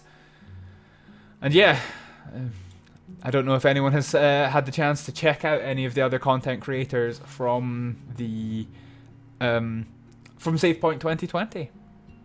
Loads of people have been doing loads of things, and we actually I didn't talk about this at the start. I really should have. There was a wonderful announcement actually. I think at the start of the week that Rockstar came aboard as a sponsor of SavePoint2020, and they are going to match every single donation that has been made, like for like, up to the value of £20,000. So we're currently sitting at £230 of amazing funding raised. That's going to be £460 thanks to Rockstar. So you know that's really nice of them, and it's great for the charity to have them on board. Okay, interview's done. He's got iron efficiency. Iron efficiency anemia. I always go a bit crazy on long takes, and this is going to be 24 hours of stuff, so this is just going to be wild. Iron deficiency anemia, or tapeworm, or tibula, which I've never heard of before. So we talked about, so he's got dizziness and a headache. Loss of appetite, maybe a bit of a funny one. So I'm leaning towards iron deficiency anemia. So we're going to do a physical examination, and we're going to be looking for those same symptoms that we spotted earlier on in the day, which is that pale skin and you know, possible damage to the nails, which will be revealed there. So that person's done, so they can go home. Cool, happy day. All right, 13. We need 2 more before the work day's done, and we've only got an hour. Come on, give me one more patient. Give me one more patient, because that extra doer would go a long way. A long, long way. Ah, okay, so the physical examination didn't really reveal anything. So this one, we don't have an infectious diseases department, so we can write that one off. So we've got a tapeworm, or iron deficiency anemia. Differential diagnosis is probably going to be helpful. So yeah, we'll do those things. Yes, okay, right, so it removed the possibility of iron deficiency anemia, which means that it's only going to be beef tapeworm, so we're going to do that, and yeah, give some recommendations, and then they can go home. $160. Cool. Okay. Did we get... Nope, clinic's closed. Dang! We got to 14! We were so close to the 15. Oh, that's tragic. That is tragic. Okay, right. So the hospital is now closed for the day. So we're going to use this opportunity to go into the management screen, go into the emergency screen. Okay, we've got another specialist, but I don't, because they're a specialist in anesthesiology, a word that I struggle to say. Okay, fine. So I think what we might do is we might get rid of this guy because he's got lots of good, but the fact that he's rude means that, you know, well, you don't want rude people in a children's hospital, put it that way, you know. Children are, I know that in game that we're dealing with adults, but children are, you know, they're very scared of hospitals. They can't, a lot of them don't understand what's going on. A lot of them are very afraid of the procedures that's going on. And then having all these people marching around the place and, you know, with all this medical equipment can spook the heebie-jeebies out of them. And yeah, you really don't want that. It can be a very difficult time for children. So, rooms with critical workload. Who had a critical workload? Critical? The guy I fired? Sad. Okay, right. So, work day is done, and we have some spare dooley-doos. So what we're going to do is we're going to go ahead and expand our doctor surgery to here. We're going to add some walls, build walls. And so we're going to expand this to get 2 more spaces, because as you can see, you know, it was fairly busy actually having the just having the 2 doctor's rooms open. Actually, what color did we do the walls here? Okay, we're blue in here, aren't we? Yeah, just having the 2 treatment rooms open was quite busy. So we'll just be keen. So we'll grab that one, turn around and grab that one. Peachy. Okay, so let's add me, shall we? Add a new doctor. No. No. Oh yeah, okay, right, fine. So what we do is we go to, I'm trying to remember how to do this actually. Right, okay, so we need to go here and we're going to add character editor. Oh god, right, okay. Let's try and pick me, shall we? So I have long hair, but I tend to wear it in a ponytail, so I suspect that's ponytail. I do have brown hair, do have brown eye. Okay, yeah, fine. So I'm gonna go in as okay. Let's just do Earth, and we will just go for Dr. Hibblegy Bob because every patient loves a surname that you can't say. Age, 23. I remember. It's been many years since I was 23. So, now, what perks did I give myself? Okay. Ooh, what perks? I like to say I'm pleasant. So I give the nice staff modifier. Comforting does not cause comfort during discomfort during examinations. I'm not that good at doing hands-on examinations. Like I can do them, but I'm not very experienced with them, so I wouldn't go as far as to say that I am, you know, comforting. I wouldn't cause extra, you know. Yeah, I wouldn't be any better than anyone else. Diagnostic genius, practical diagnosis, good boss. Am I a good boss? People person, clean feet. See, not a great part. Loyalty takes 20% less salary when leveling up. That might be a good one. Rest level. No, I get tired really quickly. Moves much faster. No, I got a bummed knee, so that doesn't work. Scholar uses free time to study. No. Gamer. Rest. Well, that's kind of accurate. Resting is much faster. Spartan. All needs are reduced slower. Fast learner. I am a fast learner, actually. Early bird, no. Night owl, yes, but I am on the day shift for now, so I don't want to take that one. Let's do gamer. Rest levels, resting is much faster, yeah. So when I go for breaks, I only need a very short break. Bet you that's going to come back to bite me later in the stream. Right, okay. I'd like to say that I'm not unpleasant. I tend to be very pleasant. I don't have dirty feet. Go away. Hard work. So the reason that's in the negative category is it can be a double-edged sword because if they don't take breaks, then that's good because they spend more time treating patients. But it's not good because, you know, they're not getting a chance to recharge themselves. Germaphobe, washes their hands 3 times to be sure. No, I know how to wash my hands properly, so I only do it once for, you know, 30 seconds using the, you know, the way you're supposed to. Depressed, that can be a really bad one to have. Hedonist, fresh parent, I ain't got no kids. Alcoholic,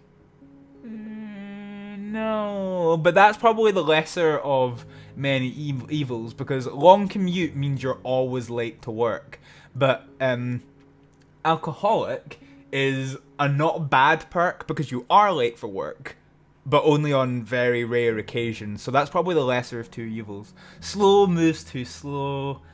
Fast metabolism, hunger increases much fast. Actually, no, do you know what? That is accurate. That's accurate.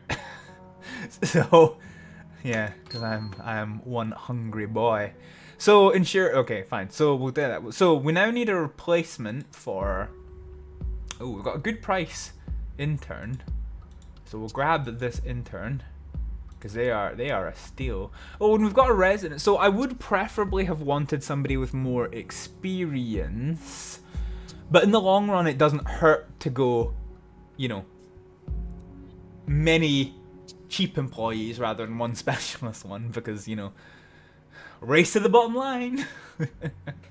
Yes, this does, you know, you know, when you start to consider this in a British healthcare system, there is lots of peculiarities involved, mainly because, you know, set salaries and things, but yeah, fine. So, as being the only resident, we are going to give Ron Bretherton. Ron Bretherton is now going to be the head of our Department of Emergency and thus the hospital. And our hospital is closed overnight, so we are going to go ahead and skip. And straight on to morning. A famous influencer tweeted at your hospital attracts 50% more patients. So we're now expecting... Do you know what I'm going to do? I'm going to expand. I'm going to expand again because this is going to get wild otherwise. So we're going to expand the hospital over here. And actually, I'm just going to use a little bit of extra money to go ahead and get this corridor done because we're going to need the corridor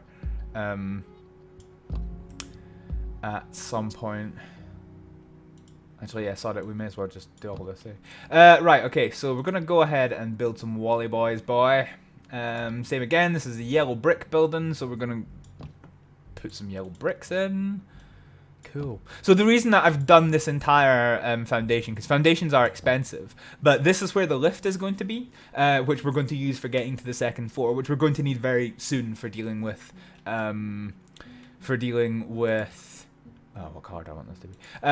Yeah, we want to use this very soon for dealing with the,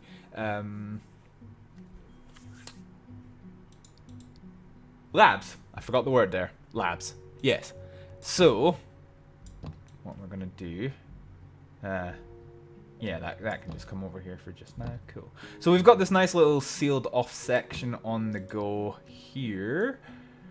So we're going to delete the wall. So this is an open doorway, and the one thing this game doesn't have, I don't think, is it doesn't just have like a door frame, because like, you know, there's many things, there's many corridors that have walls that divide the sections but don't actually have doors. So I guess there's no harm in putting a door there. Actually, I've deleted the wall already, so never mind. Cool. Right, peachy. So we're going to go ahead and put this off as a restricted area for just now, because it kind of looks bad the way it is. And we're going to put some flooring in. Delete some wall. put some wall in. And we're going to use the copy and paste tool to copy and paste. Crazy how nature do that. Good.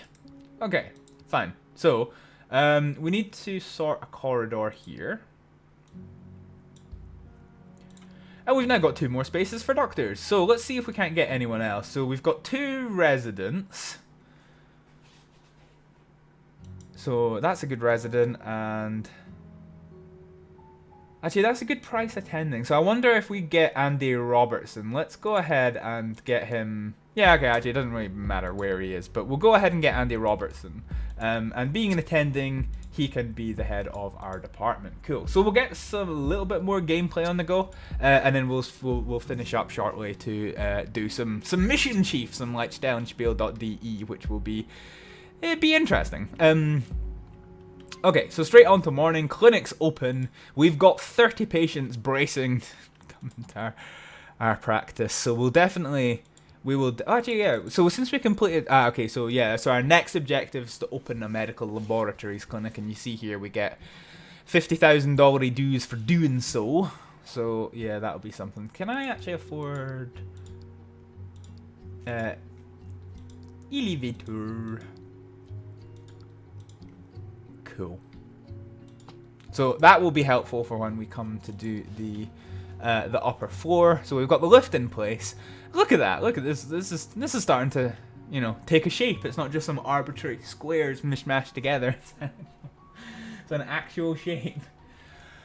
Okay, right, fine. So all our doctors are in place. The clinic opens at 8 AM, which is in 5, 4, 3, 2, 1. Let's go. So cleaner's here. Here comes some patients. So this woman here is a wee bit hard to see because I had it on fast forward, but she's limping, so I'm going to go ahead and guess that she's got some degree of leg injury. Oh yes, I was right. So you can see already, like, where we had a small trickle of patients coming in. They're now coming in thick and fast. So yeah, so we've now got quite a wide variety of doctors here, which means more for us to deal with. Yay, cool. Actually, hang on. So the reason that they're only coming into... Yeah, so they should come to the edge of the waiting room here to shout the people in. They would actually come here. I wonder if I can get away with that, actually, if I do the corridor. Because they have to come to the waiting room. And so in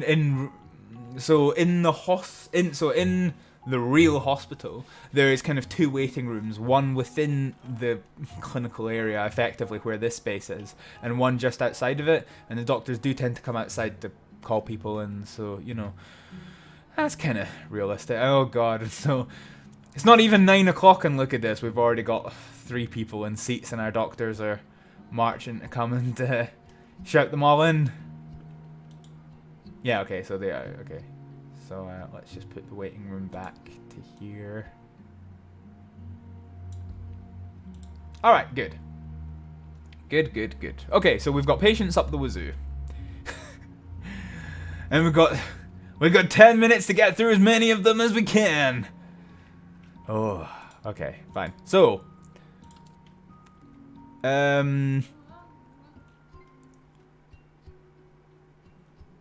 so you're into. So you've got So you've got golfer's elbow, tenderness, finger numbness, and a bit of a fever. So we'll give an ice wrap for that and some recommendations. That should be sufficient, I would suggest. So that's cool. You with your ankle contusion. She's got immobility, so she's actually probably going to need slightly more treatment than normal. So we're gonna give her the full works. In terms of, yeah, because this is a more complex ankle injury than normal. So we're gonna go ahead and yeah, sort that. Interview done for this person. So this hasn't revealed anything else. So tennis elbow is yeah. repetitive strain injury. Golfer's elbow is kind of more of the same. Cubital tunnel syndrome. Yeah, okay. Elbow bursitis is little pouches of fluid, I believe. Yeah, small fluid-sized sac. Yeah, okay. So it's the swelling of that sac caused by inflammation. So yeah. So in reality, it's going to be golfer's elbow, but we don't have any other way of checking it. So I think we will just keep call it, and that's dealt with an ice wrap. So we'll do that and then get them home. So we're now kind of okay. So we've got possibility of tonsillitis or sinusitis in the play as well as the influenzas. So we're just going to have a good old check of the neck, mouth and knees and see how that goes. I just saw that patient had dirty feet and our poor cleaners sweeping away. Interview complete on this person. She's got hay fever, which is fine. It's going to be antihistamines to deal with that one. With problems with the eyes, so we're going to give some eye drops and just give some rest to get rid of the fatigue, and then that's going to be you nice and peachy. Yeah, okay, fine. Okay, recommendations are done, so she can go home. Nice.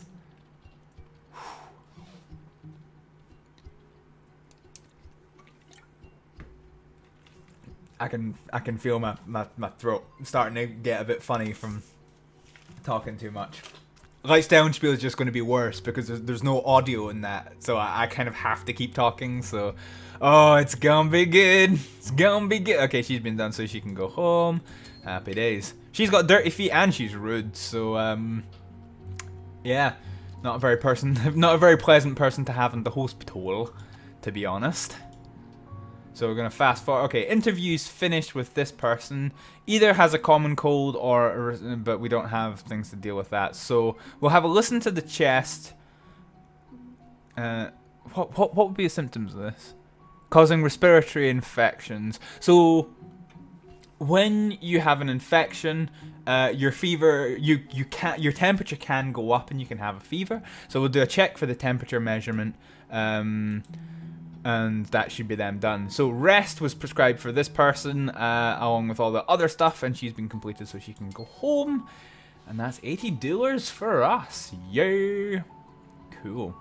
So we're starting to get a few more injuries coming in, and can see that's another wee limping thing. So this is, I think this is quite a nice touch because, you know, like, you can have patients come in with like broken legs.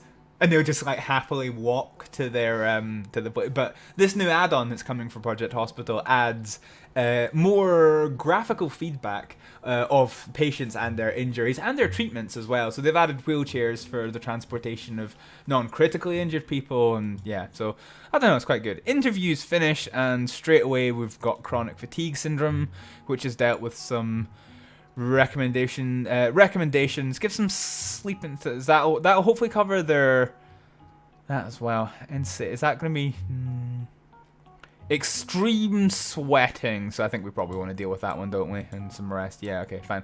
So we'll deal with that and get them on their way. Temperature measurement was done, and actually it's not really revealed anything, has it? So let's do everything else that we can. I know for a fact it's the common cold, but again,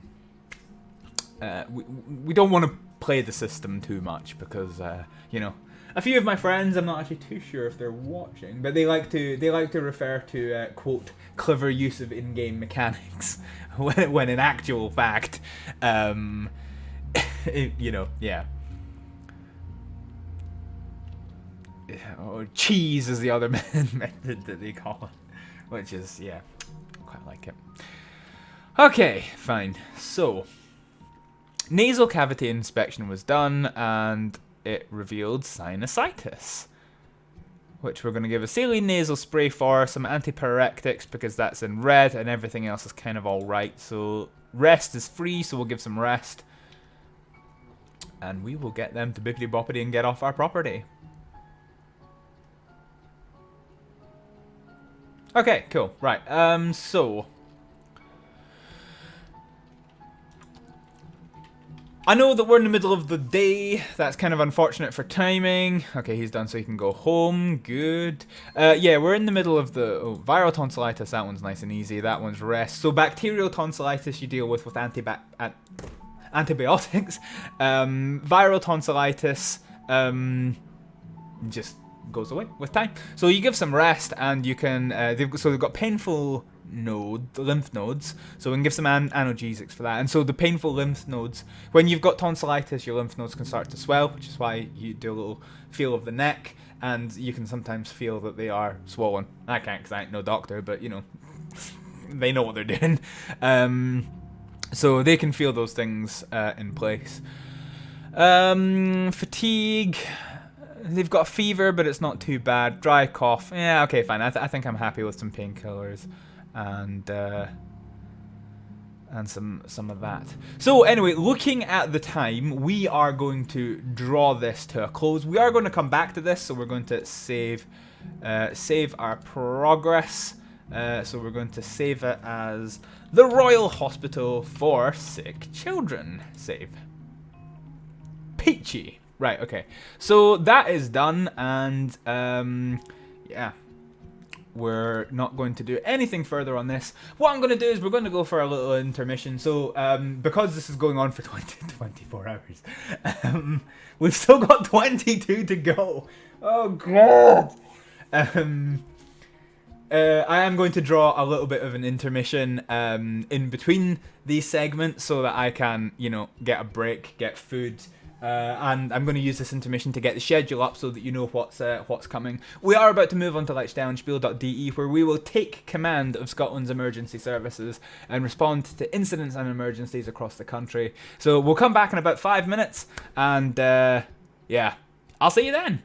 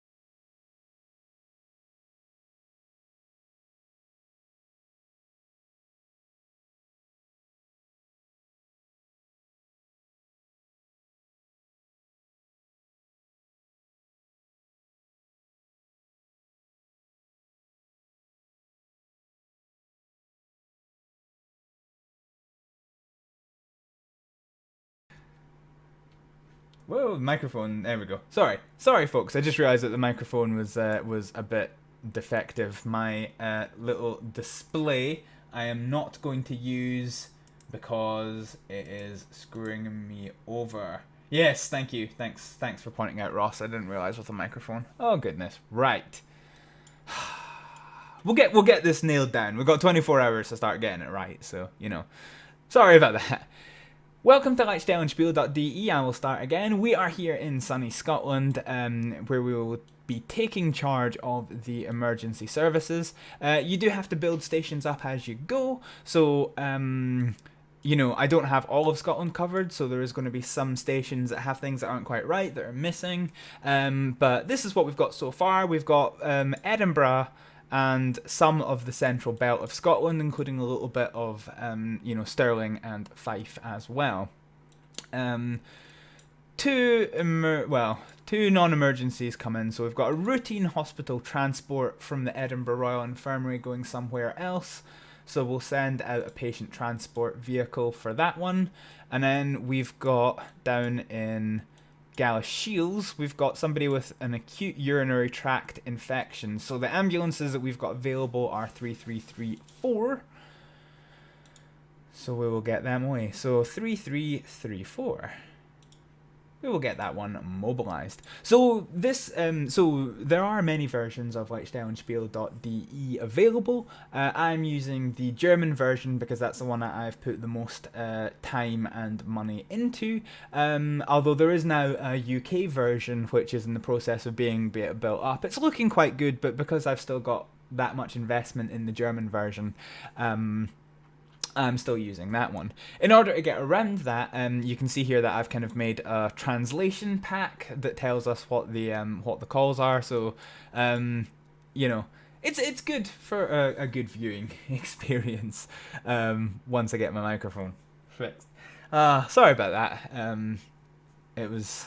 I got a bit thrown by the fact that the intermission video got interrupted. Trying to get that sorted. So the ambulance is now on scene at this urinary tract infection, so they'll get that sorted in no time. We've got another non-emergency call here, that there's a car blocking the road because it's got no energy and needs jump started. So we'll go ahead and grab a police vehicle from St Leonard's police station to come and just get that out the way, marshal traffic around it and support it while it gets dealt with. So ordinarily I do this at a very, very fast pace, but because we are doing I think 6 hours in total of Lichtstellenspiel, I'm not going to accelerate it to like stupid pace, because it's just going to get silly. So we've got our first 999 call so far. It's a broken arm at Johnson, which is just near Paisley. Nearest ambulance to that's probably going to be 3188, which is based at the Johnson Sort station. So we'll get that one away. 3188, which is here. So we'll get that one mobilized. So there is a bit of a method to this madness, with the exception of the fire service, whose information on call signs is available within the public domain. I may or may not know how the call signs work for the police and ambulance service, but because they are not in the public domain, I do not use real call signs. I use a different system for each one. So for the police, the call sign of the police vehicles is division number, station letter, which I decide, role, so 1 is an incident response vehicle, 2 is a cell van, and then unit number. For the ambulance service, it's sort of similar. It's role, so 3 is an emergency ambulance, 2 is a paramedic unit, the region number, and then it's just the unit number there. So 1 is for Glasgow and Strathclyde. 2 is Dumfries and Galloway. I don't have any Dumfries stations, but there is some overspill that comes into stations here. And then 3 is Edinburgh, and so on and so forth. So we've got another hospital transport. Where is it? Where is it? Okay, where's this one? Okay. I've got 2 hospital transports that I can't... Oh, no, here it is. So here's one. So we've got a hospital transport from the from the Glasgow Royal Infirmary, which we don't have a PTS vehicle near. So we'll do that, and it'll just have to go on an adventure. And then we've got another one which we'll just quickly bat out of the way just now. We'll do that one quickly because we've got an emergency call, which is a damaged roof, possibly posing a risk to people. So we'll get a van from West End Police Station, which is Echo Whiskey 21. That will mobilise. And we need 2 fire appliances. As you can see here, the nearest fire station is Tollcross Fire Station, which has got everything home at the moment. So we will grab Kilo 07 Papa 1, Papa 2, which is pump 1 and 2, the height appliance, which is Alpha 1, and it might require an officer, so we'll grab one of the officers that are based there, one of the senior people. Oh, we've got another one. Where's this one coming in? So this is an unsafe structure out near Pennycook. Now, Pennycook has a fire station, but it's a retained station, which means it'll take about, you know, I don't know, 6 or 7 minutes for this vehicle to get there, whereas it probably won't take that long if we get the whole time station of Dalkeith to come out here. So we're going to get Juliet Delta 11 from the police to come out and secure that. So Juliet Delta 11 mobilize, and then we'll get Juliet 01 Papa 1 and Oscar 1, which is the pump and the officer, to come out and deal with that. The ambulance has got on scene for the broken arm and realizes that they now need a paramedic unit. So I think I should have a paramedic unit spare somewhere. No, that's not it. Is it? No, okay. So nearest paramedic unit will be 2125 based at Paisley. Ambulance 2125 mobilize. Cool, happy days. So now that we've got some calls coming in, we're going to put the call. Like I said, I keep doing that. It's the wrong thing. We're not going to go crazy with the calls because we are going to be doing this for 6 hours. So that's not what I wanted. What we wanted to do was speed. So we're going to put it to realistic, which is 1 call every 3 minutes-ish. One of the ambulances is reporting that it's ready to head to hospital with its patient. Nearest hospital. Oh, okay, so it needs a urology department. Now, the Western General Hospital in Edinburgh has a specialist urology department, so we're going to go there with that ambulance, and they're now going to begin the journey from Gallio Shields all the way up to the Western. New emergency call come in. It's an injury to the skull, which straight away we're going to want to send an ambulance and a paramedic. So we're going to want to send 2303 and 2301, which are both available. 2301. No, that wasn't right. Because I misspoke and then I remembered what I misspoke. I want 2303 and 3301. So they're going to mobilize, so that's going to be 1 paramedic and 1 ambulance going to come out to here. Okay, so what we've got here is we've got traffic monitoring. Where are we? Near Wester Hales. Actually, do you know what? That's not inaccurate. Last year there was, in fact, Police Scotland traffic operation on Murrayburn Road because there's quite a lot of people that drive quite fast on it.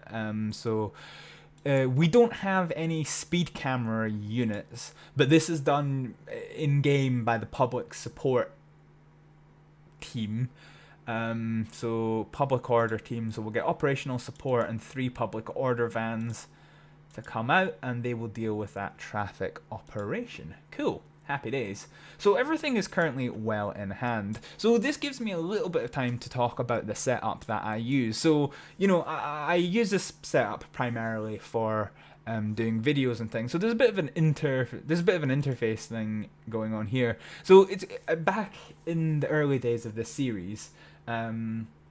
there was I used to have this little graphic, and I used to have to sit there and hand compute it when I was editing the video, which was just a nightmare. It was a terrible idea. So I have used the game's inbuilt system to create a system of letting me know what the status of my emergency services is. So in Edinburgh, I have access to 30 fire appliances. Which means I am green, I can deal with any emergencies of any priority, and I'm not at risk of having to reprioritize calls as they come in. Similarly with specialists, I do have access to more height appliances than this, so I don't know why this is currently not working, but that's something for later. So I've got access to specialists, that's fine. Similarly in Edinburgh, I have access to over 25 ambulances, but not 30 ambulances, which is fine. That's still plenty. I can deal with any jobs that come in. And similarly, I have access to 9 paramedic response units, so I am not in any danger of having to deal with those. Once you start getting into like yellow, you then start having to think about being mindful about what jobs you're sending crews to. When you start getting to red, you have to be, thinking, do I need to send appliances to this just now, or can it wait until we're a bit better? And in purple is you only have enough resources to respond to the most serious of incidents. Similarly with the police, we have access to 30 police vehicles, so we're green across the board right now, which is good. New emergency coming in. We've got a theft of some electrical cable, which is going to require an area search.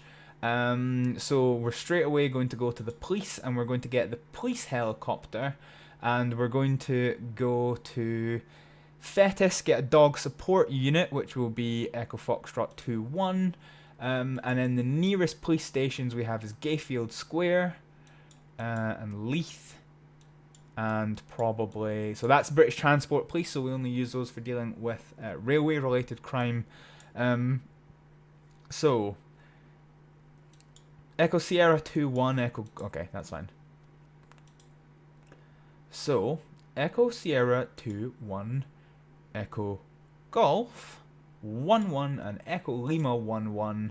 And we've already got police helicopter and police dogs en route, so they are going to respond. While I remember, actually, our roads policing units could go on patrol. So I set up a patrol. I am planning on doing patrols more regularly when I get more roads policing unit, but at the moment I've only really got Edinburgh. So we're going to start patrols for 6 hours. Cool. So once, well, we'll wait until they actually get on patrol and see what's happening. So yeah, this is Lights Down Spiel. This is basically what we do. Calls come in. I have a system which may or may not. I don't think it's closely related to the emergency services, but there's 5 priority levels. There is routine and heightened, which are not emergency. You've got emergency level 1, which means, it's an emergency, or, somebody is unwell. You've got level 2, which is a significant emergency with immediate danger to life. And then you've got level 3, which is a major emergency with significant risk to multiple lives. And so that is how I prioritize these calls as they come in. And I have to make graphics for everything that you see here. Each vehicle has its own individual graphics.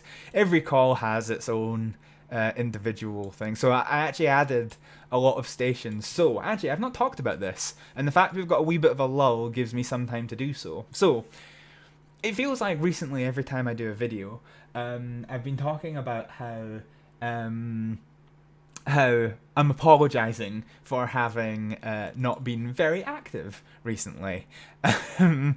And this feels like no different. I've had a couple of months away from making any content, not even any Instagram content. I've not been able to do any of that. And the reason was this right here caught fire.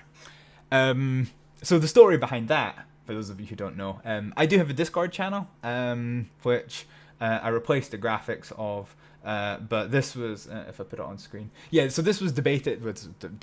This was discussed quite a lot in my Discord channel. But yeah, I went to go brush my teeth one night. I heard a pop sound. What the hell was that? Came back through, and my computer was on fire. Not just a little bit of smoke. No, it was properly ablaze. So I had to sit out for you know, a month and a bit while I waited for my computer to be repaired. It looked like it was going to take a very long time because of the unusuality, if that's a word, if the circumstances meant that there was probably going to have to be a lot of investigations, but the guys at Scan Computers, which is where I get my components from, did a fantastic job of getting everything turned around nice and quickly, which is good. This skull injury requires attention. I assume it's this one that needs to go to hospital. It is. So it needs to go to somewhere with neurological surgery, which is based at Western, so they've got a neurology specialist unit, so we will get them going. So the Western General doesn't have accident and emergency, so we'll come back to the fire shortly. You can't see it because this hospital transport job's in the way. Let's look at the Borders General Hospital. Yeah, so you can see here each hospital has different categories. So the Borders General has an accident and emergency, so it can take accident and emergency patients. So Forth Valley has accident and emergency, St John's accident and emergency. Edinburgh, we can't see it because it's obscured by one of the missions just now, but it's a major trauma centre. It's currently the only major trauma centre that I have in the game that has 4. Edinburgh isn't a major trauma centre yet, but it will be, so I've just done that now. The Western General, however, you see here it's got ARU. So it doesn't have an accident and emergency unit. It has an acute receiving unit. So what that means is it does have minor injuries as well. So if you have very minor injuries, you can go there for treatment as opposed to going all the way to accident and emergency. But actually, because they have specialist departments, such as urology and neurology, they sometimes have to take very high priority patients coming in from other hospitals, such as the Royal Infirmary, for treatment in emergency circumstances. And so they go into acute receiving for that purpose. So that's why this has got the wee blue band on it. And yeah, so the ambulance can go there to deliver some specialist care. The broken arm is ready to go to hospital. The nearest hospital to use is going to be the Glasgow Royal Infirmary. There are other hospitals closer, but again, I have to build them up, and I don't have access to them in this game. So they're going to go with their blue lights on. They're going to go in convoy with the paramedic behind them, and that will be that. So we've got trespassing incident. Where is this? This is in Livingston, so we'll get Livingston Police Station to come and deal with this. Livingston will be Juliet Lima, so we'll grab one of those, and that will be that sorted. So we've got a couple of minor hospital jobs that need to go about the place. So you're the one from the hospital, so the nearest... Oh, okay. So, yeah. Yeah, so there was a PTS based at the Royal Infirmary, but it's busy. So we'll send something else. We've got quite a lot of hospital. Actually, no, hang on. We've got emergency coming in. So we've got a person who's trapped in machinery in Hamilton. Hamilton doesn't have a heavy rescue unit, or it might do, but it doesn't in game. So what we're gonna do is we're gonna go. No, fire. We were right on the first one. So CO3 Papa 1, CO3 Papa 2, mobilize. We need an officer from somewhere, and we also need... So Hamilton Ambulance Station, 2117-3180. So let's get those ambulances out here. 2117-3180. Mobilize. Yep. Cool. So the ambulances are coming. We've got 2 fire appliances coming. I need an officer, and my nearest officer will be at Motherwell, and I need a heavy rescue unit, which will probably end up being Clydesmill. Because Clydesdale has a heavy rescue. Oh, does it? No, I don't think it does. Okay, fine. So anyway, we'll get DO1 Oscar 1 on the way because we'll need that one just now. Delta 01 Oscar 1 officer away. Cool. Peachy. Hi. Okay, where is my nearest heavy rescue unit? Is it Cumbernauld? Might be Cumbernauld. Yes. Or is it Cowcaddens? No. Bishop Briggs? No. Okay, it's going to be Cumbernauld, isn't it? Fine. Let me just double check that in the list. Oh, major Coatbridge. Coatbridge. Okay, I didn't think of Coatbridge actually. Yeah. Where is Coatbridge? Where is oh, it's right here. Yeah. Okay. Right. So it does have the major incident unit, so that's fine. Yeah. The designation, yeah, for the most part, major incident units and heavy rescue units are the same thing. It just seems to be a difference in terminology depending on where you're from. So in Glasgow, you tend to have major incidents units, and then through East, the same vehicle would be referred to as heavy rescue units. Because when I did some videos on the emergency services in the East Coast, I did have a number of people just going, actually, I think you find it's called major incidents units. So it's like, look, if the firefighters that drive it call it a heavy rescue unit, it's called a heavy rescue unit. But yeah, it was just a difference in terminology because, of course, Scotland used to have a wide range of different fire services. So there used to be Strathclyde Fire and Rescue. You know, moving west, you got east, you got Central Scotland Fire and Rescue, Lothian and Borders Fire and Rescue. You know, Fife Fire and Rescue Service, and so on. And now they've all been amalgamated into one national service, the Scottish Fire and Rescue Service, which was still done fairly recently. You know, actually I don't know exactly when it is. The police was 2013. I don't know when the fire service was, but you know, it's only been a decade, so there's still a lot of systems that are still not quite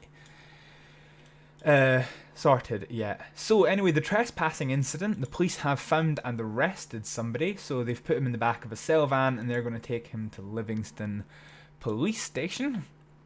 So that is that done. We've got 2 more hospital transport jobs. We're fairly, you know, so we've got one out in the countryside actually, which should be fair game for, oh actually we've got a vehicle quite close, so we'll grab that one. And then we've got another one which is picking up from the hospital going somewhere else, so we'll get the British Red Cross. The British Red Cross have got some PTS ambulances based out in Midlothian. Oh, I've accidentally selected some stuff. SFRS was formed roughly in 2011, I believe. Cool.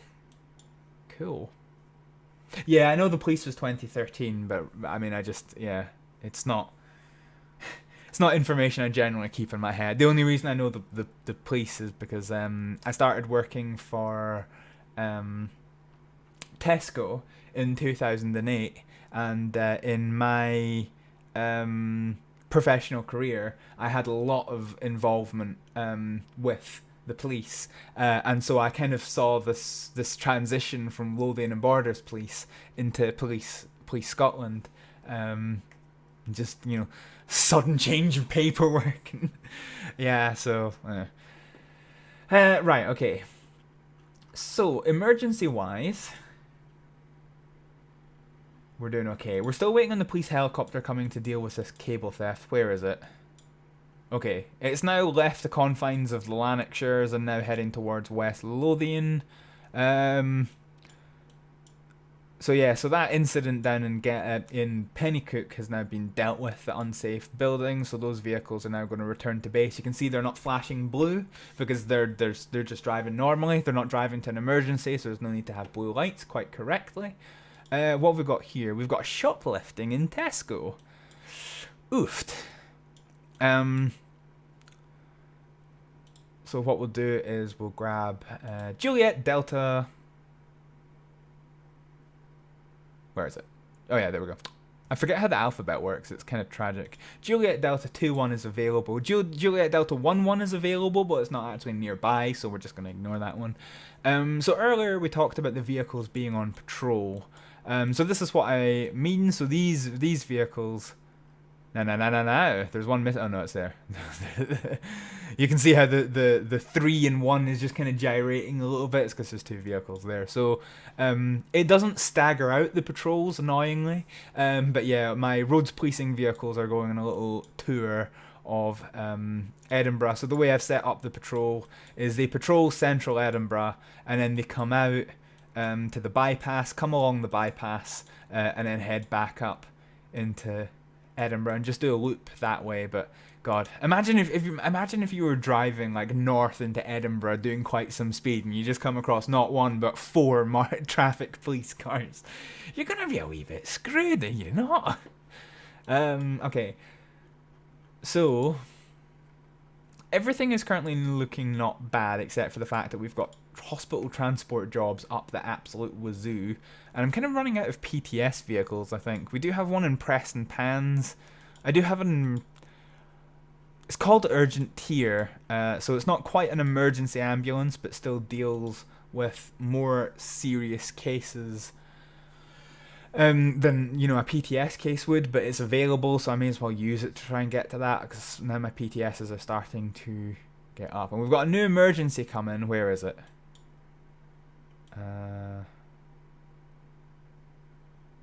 Oh, there it is. Okay, so we've got an unsafe structure in Kirkcaldy. I don't have a police station nearby, so I'm going to have to send Dunfermline, so it's going to be Papa Delta 1-1. Papa Delta 1-1, Papa Delta 1-1. See, whenever I do these, I just forget how the alphabet works. Right, okay, so we want November 05 Papa 1, and I suspect the nearest officer will be... No. There definitely should be an officer at Dunfermline. Why isn't there? Because there isn't. Yikes. Okay.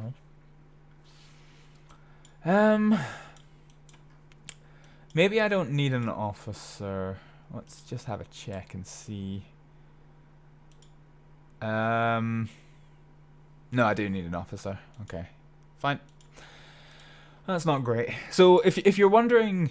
If you're a player of Mission Chief or like Stellenspiel or whatever, and you're wondering why does my game look different from yours, it's because I'm using a mod called LSS, which you can see the kind of criteria for up here, and it adds certain things. So like the one I like is the ability to see what the status of vehicles are when you hover over them. So you can see everything is status 2, which means it's in the station ready to go. Status 2 in the station ready to go. Come up to the police station, status 3, so it's already deployed to a case, and it just goes through them all and shows that, which is really quite helpful. Right, screw looking for an officer because the shoplifting has now turned into an aggressive person.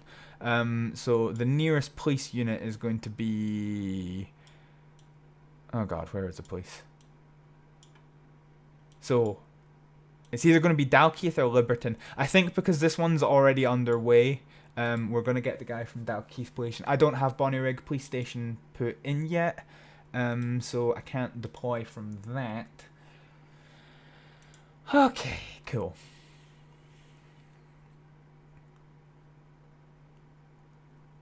Right, so yeah, basically that's what this flashing message is. They want to tell me that the theft from the supermarket has now become an aggressive person. The police officers on scene are asking for backup, and we are more than happy to oblige them with some extra colleagues to support them. We have another hospital transport, and I suspect I really am out of PTS units. Oh no, I've got one from Preston Pans, which isn't too far away, so that can come and do that.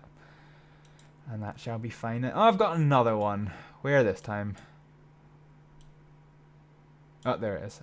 So from Livingston, I think I have an urgent tier ambulance in Livingston. I do. So we'll go ahead and get that one done. Ambulance 4305. Was that? Yeah, 4305. Okay, so we'll get that one mobilized and we're good to go. Cool. Okay. We've got a new emergency, which is an oil spill, I doth believe. Oh, it's a large oil spill. Yikes. So this requires a lot of units.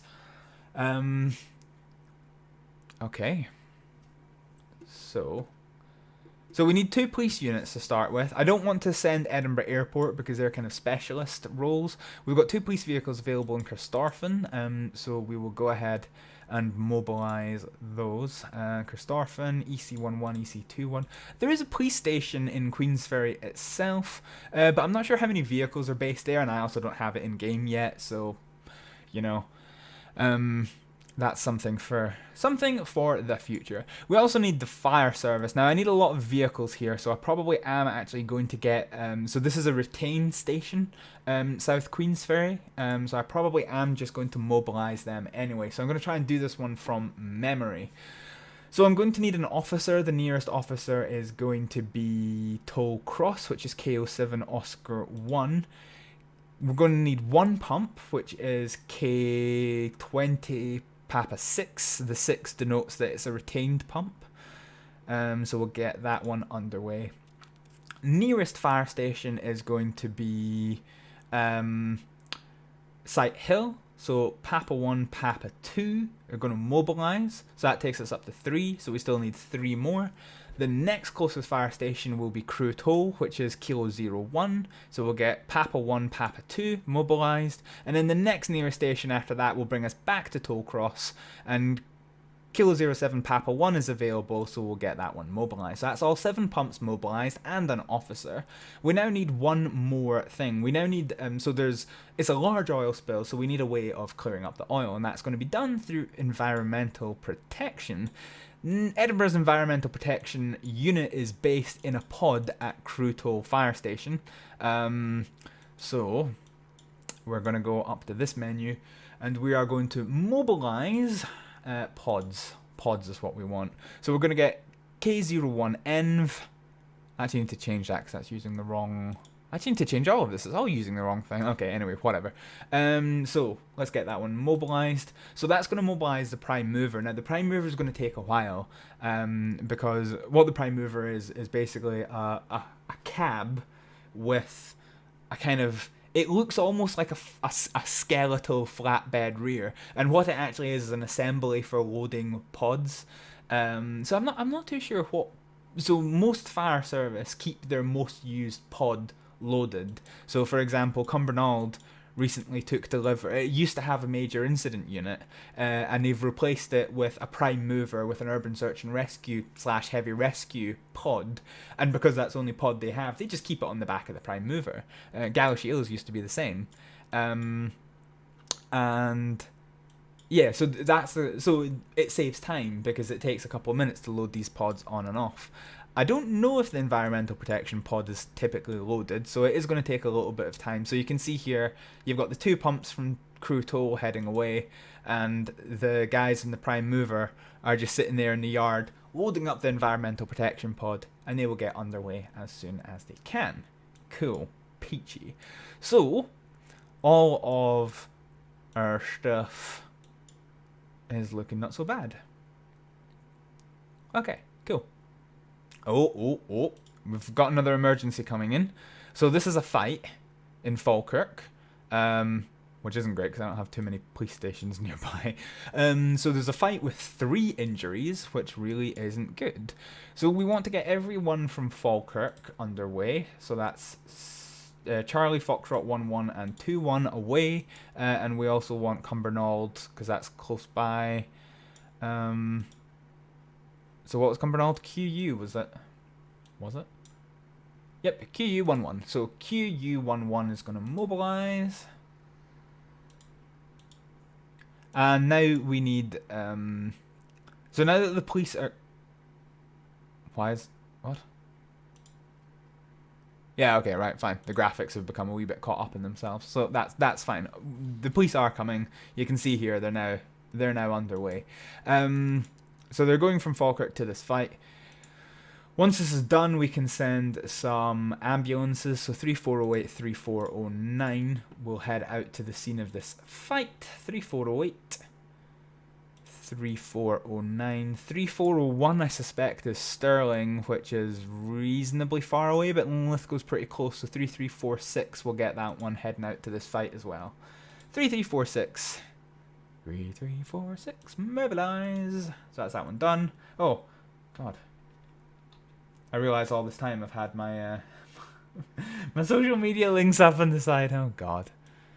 You can tell, can't you, that I'm not used to streaming. So yeah, I mean this live stream is quite a bit of a challenge in that regard. But oh yeah, we need to find an officer for this because there's not one on the way. So let's do that one just now. So the nearest officer is going to be. So we're just going to check the list. We don't want to take Edinburgh Airport's officer because that's needed at Edinburgh Airport. So the nearest officer is going to be Livingston. So yeah, we'll take that one and that should be fine. Okay. So the aggressive person down at Tesco's now been arrested and he's ready to go to jail. Dalkeith does have a custody block, so we will take him to Dalkeith Jail. And the fight in Falkirk has now been upgraded to a major fight, which is a problem because I now need even more resources to deal with it. So I should need 2 more, so I'll need to grab QU21. Police, QU21 and probably... oh, yeah, it will be Sterling. So CS11 will need to come down and deal with it. Actually, you know what? We don't know how bad this is going to get, so we're just going to get CS11, CS12. We can always divert them later. Not an issue. So that's fine. So as now we're starting to get a wee bit more in the way of emergencies. Well, we're still green across the board actually, so that's all right. We've got a new. Oh, so somebody is at a construction site and they have gone unconscious. So we need. Okay, so we need the police, which will be Craig Miller, which will be, I've forgotten the code that I give Craig Miller. CM is CM. So we need CM11. No, it's not CM, it's EM11. EM11. We're going to need an ambulance, which thankfully the ambulance station is quite close. So we're going to get 3302 and 2306. Ambulance, 2306. And... yeah, okay, fine. I think I've screwed that up, haven't I? 2306 and... No, I have not screwed up. Okay, so one of the ambulances is ready. Oh, so the person trapped in machinery is ready to go. Now, I'm not sure Glasgow Royal Infirmary has everything set up yet. Oh, it does, no. It has enough set up so it can go to... So they can head off to the Glasgow Royal Infirmary and everyone else can head off home, which is fine. So they're going to announce on the radio that they are clear, or status 1, which is ready to respond over the radio. Okay, so we got all that sorted. That's fine and peachy. Okay, so the police helicopter, the air support unit is heading back to base. And we've got a few more hospital transports to deal with at the minute. So this is the oil spill. So we can see here all the pumps heading towards the site of the oil spill. Oh, I had something else to do. The crane operator.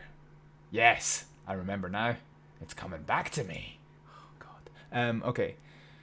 So we've got the emergency services going here. We want Liberton's pump. And, yeah, okay, fine.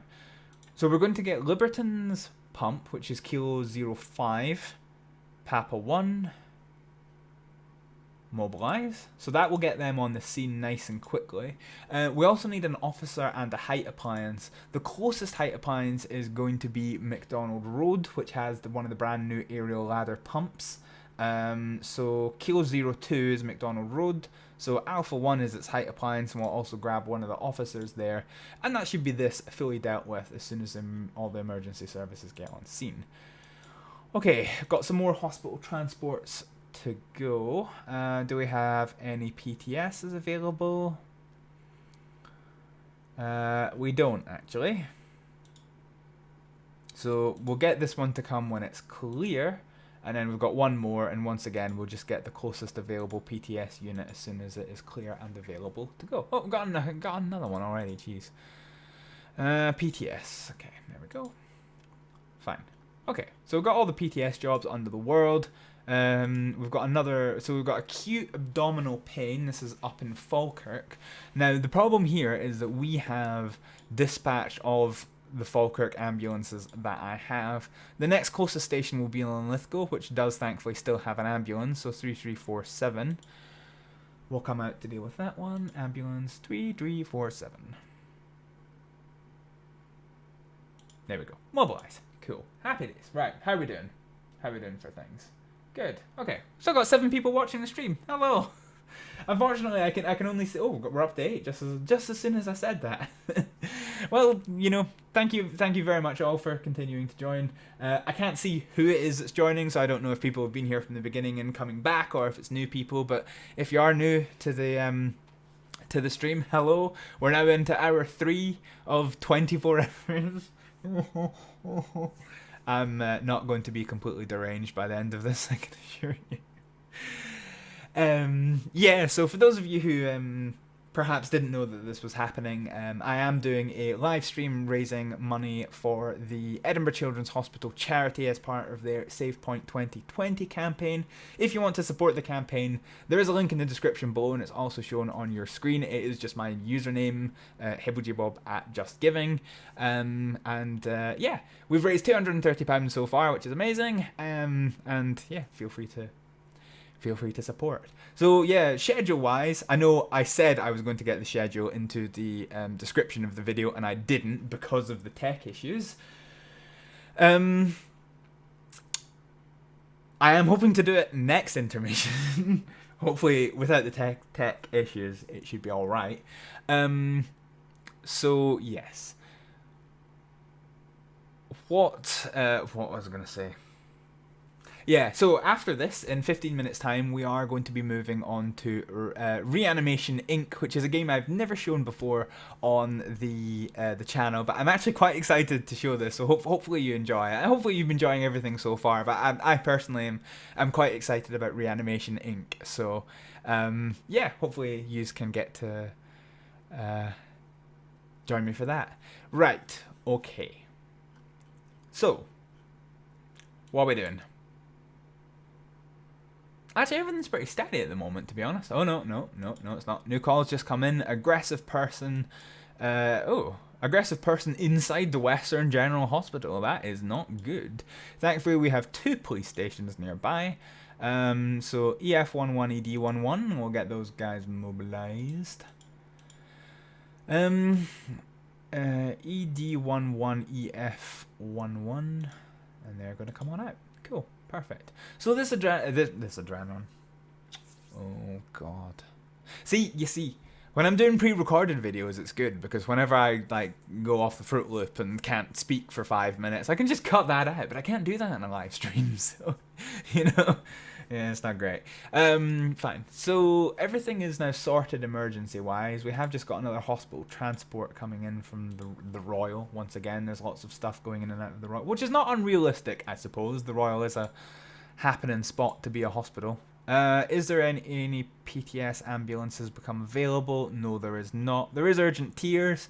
Don't want to use them if I don't have to, but we do have PTSs that will be available at some point. Cool. Peachy. Fine. So.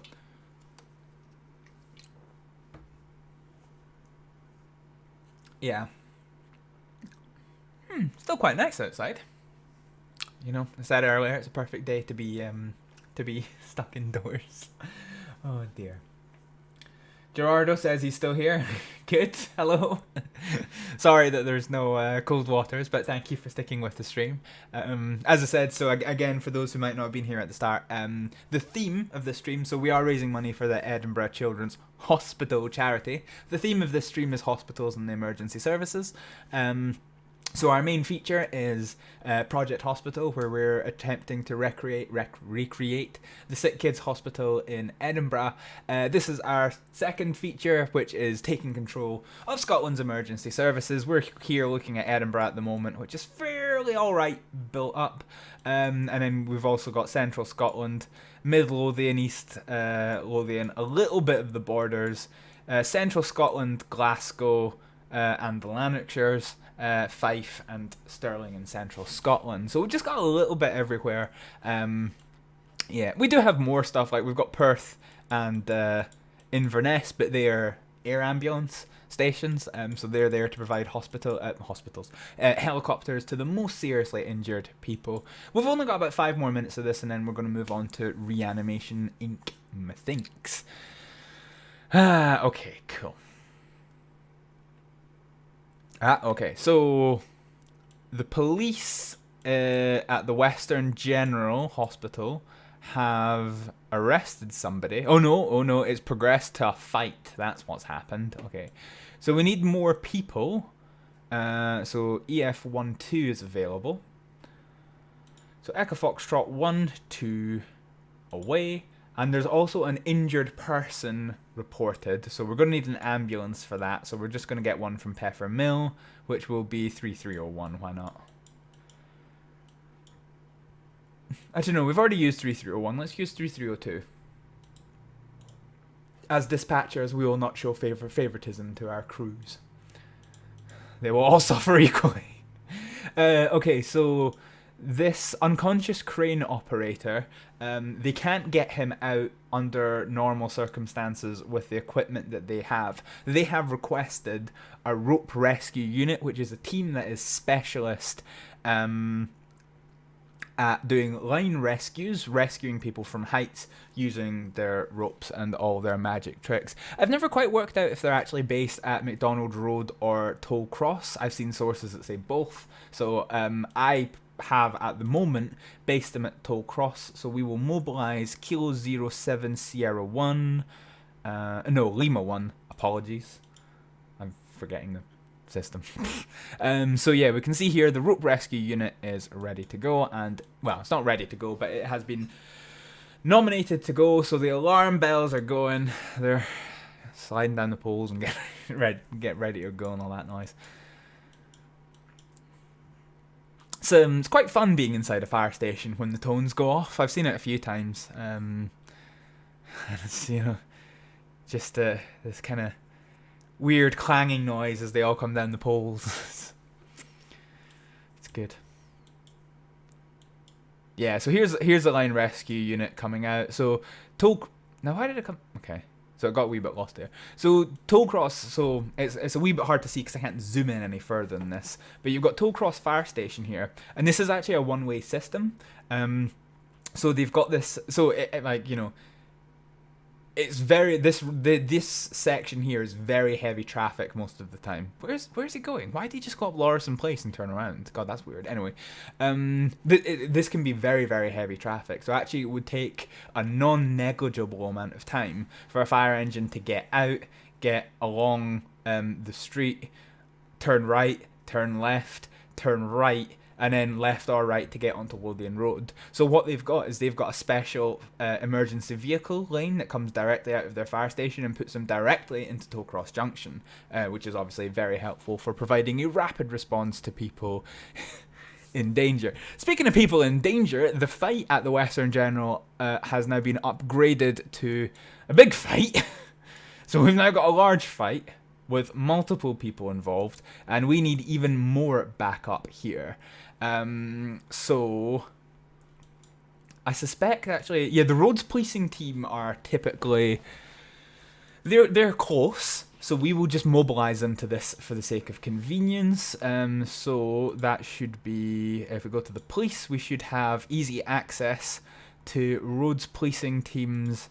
So yeah, this is more local policing matter, but because they're the closest unit, absolutely send the roads policing team. And no, I have no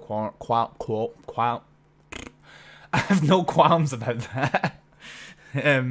I've actually had it happen a few times where I've been attending incidents, and there's just been no local police available at all, so they've had to send the traffic police to me, even though it's not something that they would typically deal with. But the police put on their uniform every day to do policing, so they will They will deal with whatever they have to deal with. So we've taken the report that this guy needs further backup, so we will tick that off. Roads policing are on the way, so that's be fine.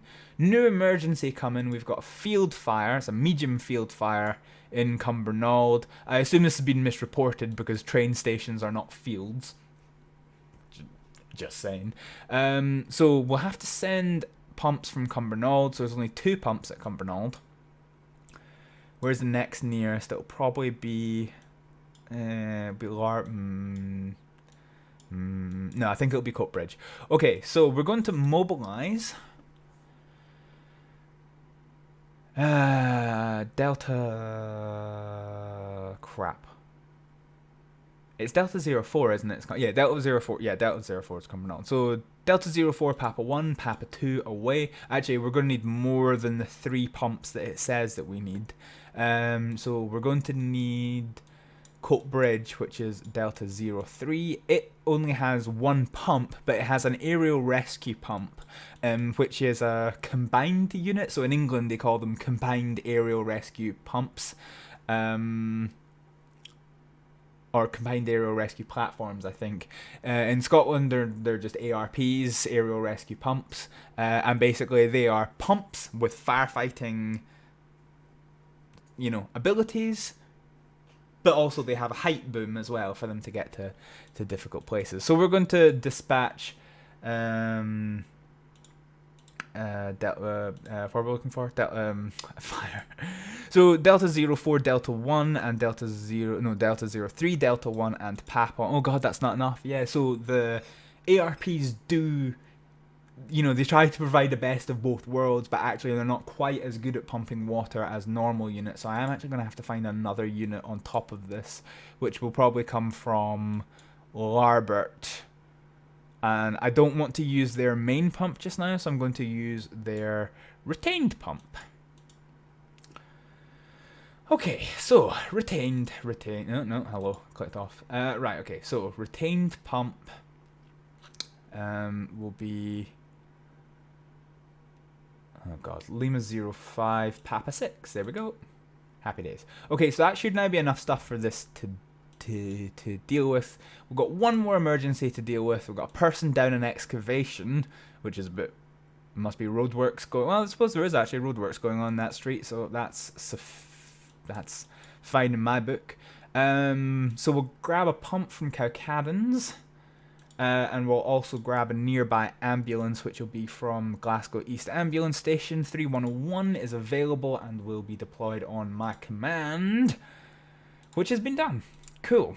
So what we're going to do now is we're going to go into the settingsy boys, and we will give this a pause because we have come to the end of this segment of Liechtenspiel.de. Don't worry, we'll be back later on. Ah, crap. Okay, so this medium field fire has now been done diddly do into a large fire. Okay, so we now need more stuff for this, so we'll deal with this one quite quickly. So it needs the police, which will come from Cumbernauld. So QU11 will come out to that. Police QU11 is available and will come out to that one. We need a high volume pump. The nearest high volume pump I suspect will be in Falkirk. It is indeed. And we're also going to need water. Now there is a water tanker at Larbert, so we will probably get all of Larbert to come out to this large field fire. So that will be Lima 05, Papa 1, Whiskey 6, which now should satisfy our water demands. We need an officer as well, so that will probably come from Falkirk, which will be Lima 04, Oscar 1. And we need the high volume pump, which will be Lima 04, high volume pump. Yeet! We're going to need probably some more. So we'll grab some incident response vehicles, and that will hopefully get some people coming over our way. But for the moment, we've taken a pause to the amount of new calls that we're answering. So we're going to pass the reins of the emergency services back to our fellow dispatchers in the emergency services, and we will come back to this in approximately 3 hours' time, but we're going to take a little intermission just now in order to come back and do some Reanimation Inc. So I will see you shortly. Whoa.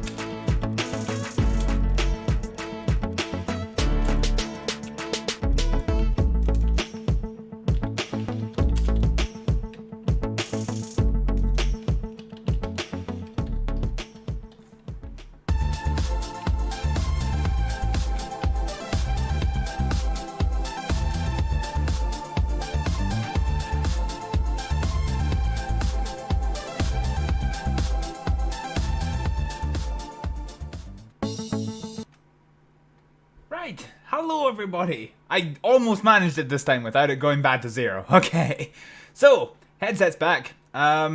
We are now going to be playing Reanimation Inc., which is a game where we are in the back of an ambulance and doing ambulance stuff. So we're just going to have a look here. So this is basically an example of the interface that you use, and this is basically what we're going to be doing for the next hour. And this is the one that I was strongly recommending to you know, people with a medically minded you know, well, people who are medically minded to watch, because they'll probably find it quite interesting. I find that you know, I will probably talk many times over the next hour about how realistic it is, but you know, every time I say the word realistic, remember it in the context with a massive asterisk that it is a game and there are many things that are not quite realistic. For example, having an indicator of how close their brain is to brain death, you don't get that luxury in real life. Similarly, how much blood is travelling through their veins and system. You can kind of guess how much they've bled by how much is on the floor, but you don't have an accurate reading on that at all. So that's just guesswork. The one thing that we do have that is presented quite well is this. This is the ECG monitor that shows what's happening. So this is a healthy patient with nothing wrong with them. So they're hooked up to an ECG and they are showing normal sinus rhythm. Now the thing that I find quite realistic about this is you notice that the gaps between the peaks, they're not symmetric. There is just a kind of natural fluxation there, and this exists in real life. In my job, I had the you know, the pleasure of accompanying my team to theaters, and it was really impressive. Impressive's wrong. Well, it was impressive actually, but like it was quite strange watching the anesthetics monitoring machine and actually seeing just how much the body's vitals do change when you're just sitting there doing nothing at all. So you saw we missed it earlier, and it's not done it again. That there was actually a little flutter of the heart where it missed a beat, and that happens. A perfectly healthy person will miss a heartbeat every now and again. So yeah, so this is showing normal sinus rhythm. So you've got the QP. I always forget these. What's the P? Yeah. So you've got the P wave, QRS complex, and then the T wave afterwards. There is, I don't think it well, it's kind of there. So there can be a U wave that comes after the T wave, but it's very, very insignificant in ECG, so it's very, very easy for it to not be there. And this basically shows the way that the heart works. So the heart works. It's got 4 chambers. It's got the 2. I forget what they're called actually. It's the atrial chambers at the top, and then you've got the ventrices below, and basically the heart opens at the top, blood comes in, yeah, and then the top section contracts, pushing blood into the ventrices, which then contract, pushing the blood around the body. The reason that there's 4 is that there is 2 sections for oxygenated blood and 2 sections for non-oxygenated blood. So yeah, so the P wave here is for the atrial contraction, and the QRS complex is the ventricle contraction. So yeah, as long as it looks somewhat like this, you're peachy.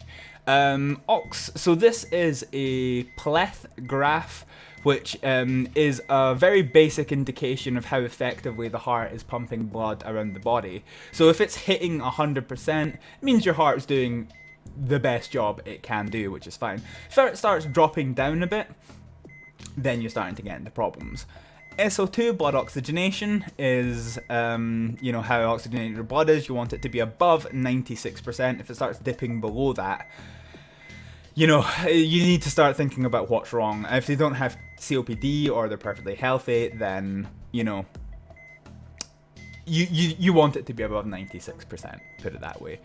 Resp rate, yeah, that's fine. Once it gets above 20, you're breathing too much. I think, you know, once you get significantly below 10, you're breathing too little. You got the blood pressure as well, systolic over diastolic. The mean arterial blood pressure isn't kind of relevant to us at the moment, but yeah, so you want the blood pressure to be about 120 over 80. Anything, I mean, there's a natural variation, but anything too differently from that will not be good. So this is a patient who is perfectly fine, so there's no need for us to do anything, so we're just going to go back to the main menu. So there is a wide variety. So this is our ambulance and nice upbeat music that we get while we're waiting for patients. So we've got a number of medications on board, a number of treatments as well. We've got bandages. Oh, we don't have any of those. We've got some blood. So this game does use blood transfusions instead of saline transfusions. And in the field, if somebody's lost a lot of blood, you would tend to give them a saline transfusion to, you know, improve that situation rather than blood. That would be done at hospital because, you know, practically you need to match the blood that you're giving them to the blood type that they have, and ambulances don't tend to carry O-neg blood on board, not to my knowledge. We've also got a wide variety of medications, which I have to try and remember what to use because I've not played this game in a few days. And then of course, yeah, we've got the ambulances, but we've also got a defib and ventilation on board. So without further ado, let's go into the career and see what we've got. So I've decided to start us about midway through this campaign so that we've got quite a lot of symptoms to deal with. So we've got chills, and nothing's happened to the patient, he just suddenly feels bad. So my worry here, if he is in a normal situation and he's starting to feel chilled, in contrast to the normal atmosphere, he might be fevering, his body might be too hot, and then the temperature difference is kind of making him feel a bit cold. So the fact that his oxygenation is dropping very rapidly now makes me very worried that he might actually be septic. Because you can see the play, yeah, so his fever is, so we're going to go for venous access. So what we're going to do, venous, we're going to cannulate him in order to give him medications. And a fever of over 40, I want to bring that fever down right now. Also, this is serious, so we are going to begin the transport to hospital. So we'll do that one. So what we're going to do is we're going to give a lytic mixture in order to lower the temperature. So we can see his, you know, his body is struggling to struggling to function, and straight away as we're bringing that fever down, the pleth graph is coming up, the heart function is coming up, blood oxygenation is coming up, and we're coming up to 100%. So his rest of his vitals are looking fine, so that's not so bad. Cool. Okay. Yeah, I should have said at the start and didn't, but I will say it now. Obviously, this game is, you can see how it's presented. It does have a reasonably medically accurate depiction of many medical situations which can lead to death. So, you know, if anyone finds the discussion or the depiction of such things being quite distressing, just a warning that for the next hour until 4 o'clock, this is basically what we're going to be doing. Similarly, there is going to be a lot of injection of medications and bloods and things, and even though the depiction is very, very mild, you've already seen it. If you don't want to see more of it, feel free to come back in an hour. Okay, so establishing diagnosis. So our choices there were fever or septic shock. Fever, your temperature's high. Septic shock, your temperature's high and your body's not working. His body was not working, so we're going to say septic shock. And yep, we got that perfect correct. So yeah, Pichu. So this game is available on Steam, but can I give you one recommendation? It is also available on mobile, and the mobile version is better. I'm actually playing this game on a mobile phone emulator. And the reason for that is the game actually the game on the PC version has a number of bugs. So, right, let's go ahead. Let's do another patient. Yeah, exactly. So we'll see. Let's see what we get. So okay. So he's fallen from a height and has chest pain when inhaling. The fact that it's not constant chest pain, it's chest pain when he's breathing. I'm now thinking that he possibly has an injury to his lungs. This is represented in game with a pneumothorax, which is where there is air in the cavity that between your lung and your chest wall, and so that cavity has lower pressure than atmospheric, so that when you breathe in, it's nice and easy for the air to come into your lungs. They can expand nice and easily. You can breathe, you push in to breathe out, and your blood oxygenates that way. When there's a puncture in that cavity, air pressure comes in at normal pressure, and the lung collapses because it's used to negative pressure and you can't breathe as effectively. So straight away we've got lots of bleeding, so we're going to head straight to hospital. You can already see the pleth graph is risky and yeah, it's risky and dropping slowly, which I want to deal with sooner rather than later. So the treatment for a pneumothorax is to puncture the chest cavity, the pleural cavity, and remove the excess air from it. So we're going to do that. Again, depiction of needles and whatnot. You have already been warned now. So as soon as this procedure is complete, we should see a good old yeet. Yep, okay. So that's coming right up, which is good. Heart rate's doing fine. Not in pain, not unconscious. Blood pressure's fine. Breathing rate's fine. Heart rate fine. Oh, there we go. There's a little blip of the heart right there. That's nothing to worry about. Everyone's heart does that every now and again. If it was doing it continuously, then we're talking. Yeah. So obviously we've dealt with stuff that's not too bad so far. Again, part of the warning, you know, there may be depictions of CPR and things that will happen in this, so, you know, yeah, we'll see how we get on. How are we doing for stream stuff? Ah, we've lost some people. This is the one I was really excited about too. Right, okay, so we can see the oxygenation starting to dip again, so I want to repeat the procedure of puncturing the pleural cavity. For the record, this is water, not vodka. Okay, so we've done the puncture, and once again, the heart rate, the pleth graph is immediately showing a big rise in the amount of oxygenated blood it is able to deliver around the system, which is good, perfect. So we're nearly 43 seconds away, so I'm happy enough we can just skip this. It will dip down a bit, but we'll be in hospital before long. So, yep, I'm happy enough with that one. So the answer to that one was quite simply just a pneumothorax. So we're done. We get all the doulars for a successful reward. Happy days. Okay, so let's do some more. So yeah, there are, I think at the moment I have, what, a dozen? Unlocked stuff. So this is probably a fever again. So let's see how right we are. So at the moment, I'm taking a minute to look at the ECG, and I can see that the pleth graph is fine. So she's feeling she's got chills. We'll need to wait for a wee minute for the breathing rate to register, but at the moment her oxygenation is fine. It's not coming down, it's high, so there's a good chance that this is not related to sepsis in any way. So we're going to check her temperature.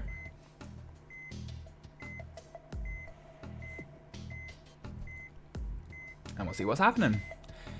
So temperature's a little bit high. Now, the one thing I don't like about this game, so this game is really good at showing that there is a wide range of what is normal, and there's a wide range of randomness, except body temperature.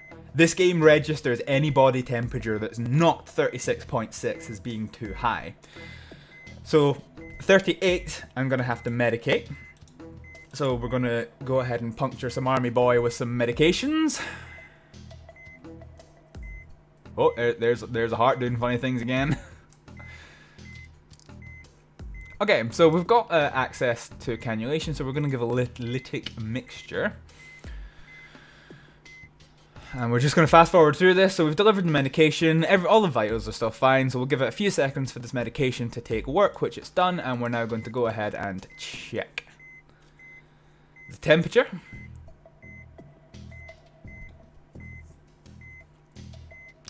Which is 36.8, so we're happy with that one. Patient's fine, vitals fine, no symptoms, medium pain, fine, whatever. Leave them at home. We're happy that care was provided, the patient had a fever only, we're happy with that. And we get some doers. Cool. Peachy. Let's go. So yeah, this is basically what we're going to be doing for the next, remaining 40 minutes. How are we doing? Ah, good. Right, patient felt bad, but no other symptoms. Okay. So, venous access. Let's go. Going straight to hospital with this one. So, heart rate's high. And oxygenation's poor. So we're standing ready to deliver medication. I need to work out exactly what's wrong. So I really want to take a check of this temperature. Temperature's high, so we're probably looking at sepsis-related fever. So we're going to go ahead. We've got our cannulation in place. We're going to give a lytic mixture, and we're going to deliver that to see if we can't bring the temperature down. This is how we've resolved every case so far. Oxygenation is now coming up. Pleth function. It's not coming up as much as I would like. I don't know how happy I am about this situation, to be honest. We are on the way to hospital, which is the right call, but there's something else going on here, I think. So temperature's fine. Let's have a look at the heart. Have a listen to the heart, not have a look. So we're going to have a listen to the heart, make sure everything's fine. No, okay, so there's no heart tamponades going on. Double check glucose levels. Actually, you could also check for signs of a stroke as well, to be honest, if she felt bad. Glucose is fine. Check for signs of a stroke. I don't think it is. I think it is sepsis-related fever, but I'm unsure. It's just the fact that the heart rate's so high. Yeah, no signs of a stroke. So the heart rate is still quite high, and the see the pleth function. It's floating about the 90s level. It's not 100. So when it's 100, the circulatory system is making the best use of the circulation system. We're not. We're only about 90% efficiency. So there's still something else going on here. That wasn't good. Oh, that's not good. So blood pressure's fine. Respirate's fine.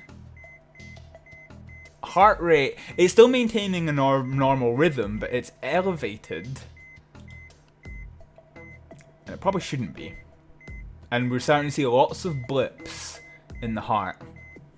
So that's been 3, 4 in the last few minutes.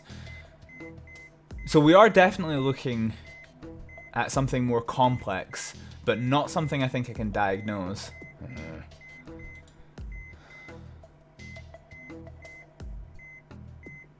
There's nothing out of place in the ECG. Yeah. So, yeah. So I've got the P wave, QRS complex, T wave, missing, yeah, okay, so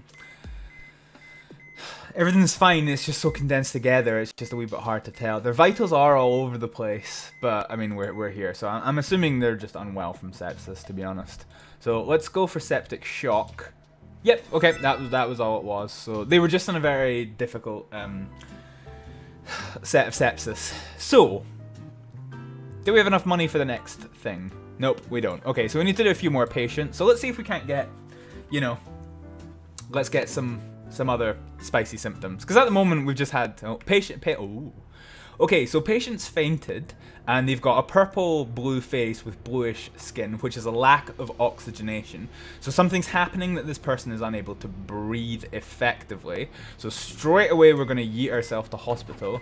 And we can see that the oxygenation is risky, and that they are struggling. Okay, it's now come back up. And they've gone... Okay. So... we don't know what's happening. This is an emergency situation. So we're just going to go through the stuff. So, signs of a stroke. So the temperature was fine. But this is coming down.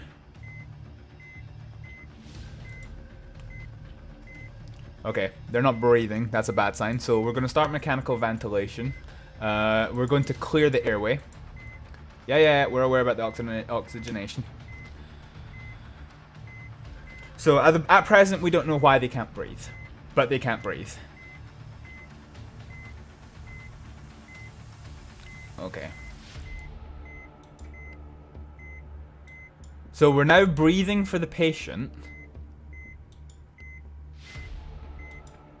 but we are unable to get any respiration. So there is no... so I'm going to talk about this. The one thing this game doesn't have... so in the investigations, you can see the... you can obviously see the result of the investigation, but from the actions, you can't see the result of the actions. So when it says clear the airway, you're taking anything out of the airway that you can, but it doesn't tell you if there's nothing there that you can't. So there is a procedure that you can do if somebody doesn't have access to their airway. You can have an emergency tracheotomy, which is, you know, basically where you go in through the throat and create an airway if the mouth is unavailable, or if they've had a tracheal fracture, or that's, you know, the upper airway isn't available. You can have a laryngeotomy or something. I can't remember the name for it. I ain't no doctor. Where you create an airway slightly lower down the airway system. Now, there is a very, like, you don't just rush into this, but because this game doesn't have a feedback system for it, you kind of have to in-game, but I just wanted to take a minute to explain that. So we're going to do that one. It's called, there's many names for it, but so we're now in trouble. So we're now gone into ventricular tachycardia. So we want to get access because we're going to do the medication, and we're going to deliver CPR. So we're only 50 seconds away from hospital, which is good. So we're going to wait for the defib to charge. Problem is we're doing this and they're not. Okay, so we're going to shock. And we're going to deliver amiodarone. And we're going to deliver 2 breaths. We've now returned to normal sinus rhythm. And the tracheotomy has delivered a pathway for us to secure oxygenation. So the heart's gone tachycardic again. So we're going to deliver adrenaline now and CPR again. So you can see the oxygenation is dropping down, which isn't good. We're going to do 2 rescue breaths to try and get a little bit more oxygenation on the go. But because we're delivering effective CPR here, you can see the brain counter at the top is going up. So we're going to shock again. Oh, and we've arrived at hospital. So we don't actually know if we got the heart back that time. So what happened there? The lack of oxygenation in the blood started causing the heart to do funny things. It started going tachycardic, so the way the heart will start to dysfunction is you have ventricular tachycardia, which is where your heart starts beating so fast that it is no longer able to maintain a proper pattern. So, you know, you've got the 2 chambers at the top which compress downwards. The valves open, and then the 2 big chambers, the ventruses, push blood up and out. The heart's beating so fast that the next stage is beginning before the first stage begins, and it breaks down. And then that starts to become more disorganized, and you have ventricular fibrillation, which is when the heart is struggling to maintain any rhythm at all. And so we got to ventricular tachycardia, shocked, got sinus rhythm back, but then it deteriorated again. So what was that? We're gonna say asphyxia. They didn't have a. So this is what their patient originally had. They didn't come in with a ventricular fibrillation, but we had. They had one eventually. So I think that so that was right. So we got that one right. So yeah, there we go. Bit of excitement to liven up the the old blood flow. Okay. However, the patient did arrive at hospital with their heart beating, so that's kind of what we aim for. Cool, peachy. Let's go. Let's see what else we can do. Let's get a wee bit more water.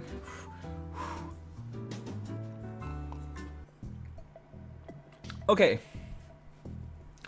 Patient felt bad with weakness and numbness. Numbness. I'm thinking on the lines of glucose or stroke here. So. Pleth's fine, pulse fine. Oh, unconscious. Oh, signs of stroke. This ain't good.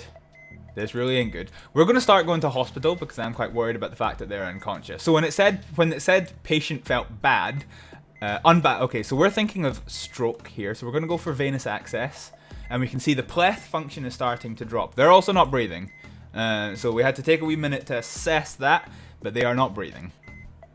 So we're going to provide some stroke medication, strepcotton, I don't know how to pronounce things.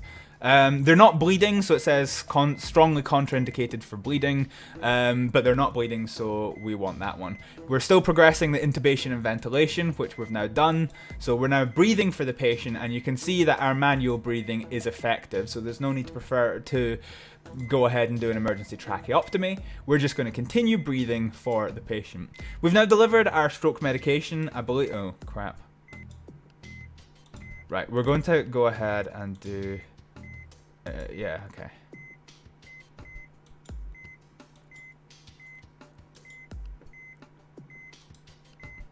So, unfortunately, this might be a case where we have a death.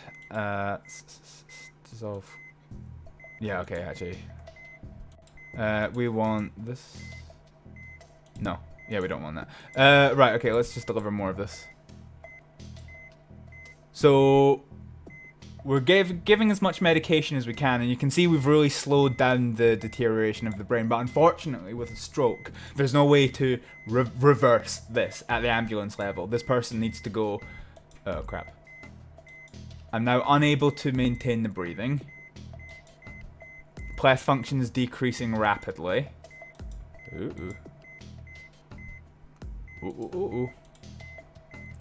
Right, I want to give some adrenaline to try and increase that blood pressure because it's starting to dip a little bit low. It's going to increase their heart rate, but...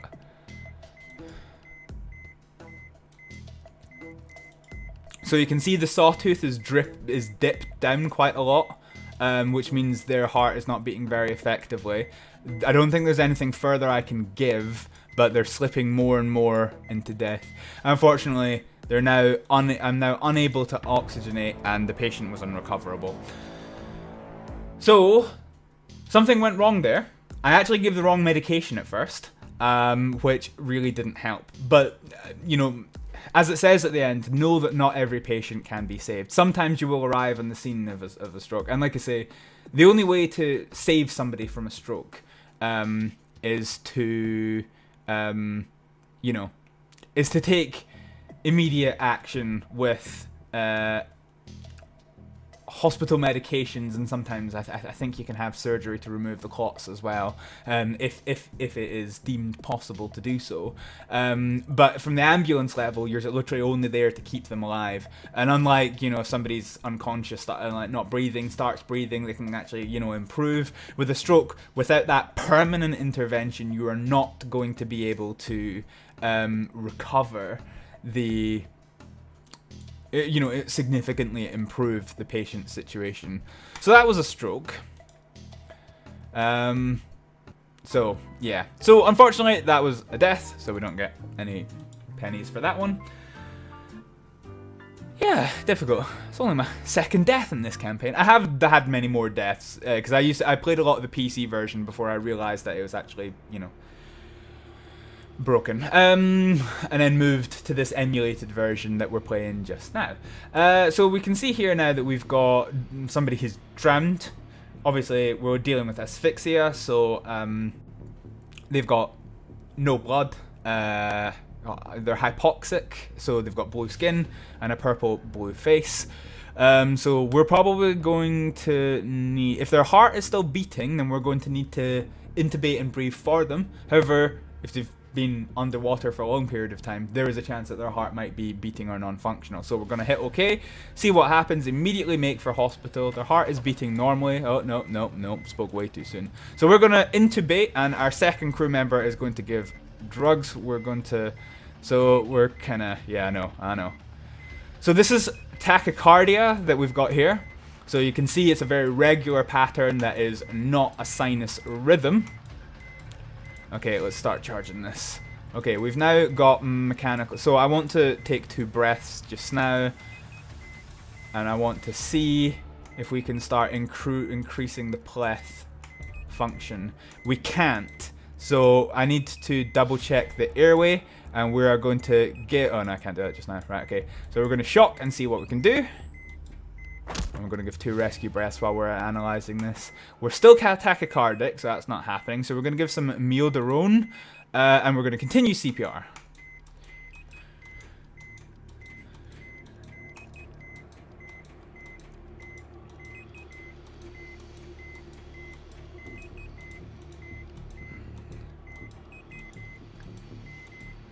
Okay, try 2 rescue breaths, but there's no improvement here.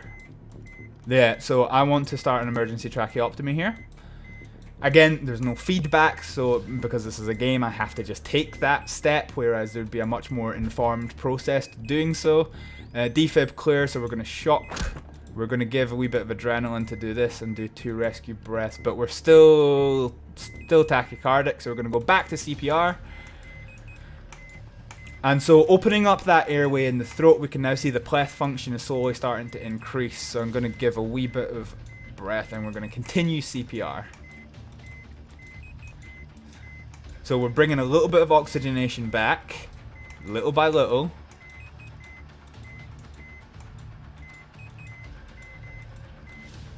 Little by little, so we're going to do 2 more oxygenations. Clear on the defib, so we're going to shock. And we're going to go back to adrenaline. Okay, we're starting to see ventricular fibrillation a little bit. 40 seconds. Problem is without blood, without oxygen, my CPR isn't effective. Because I'm only able to tick it up a little bit.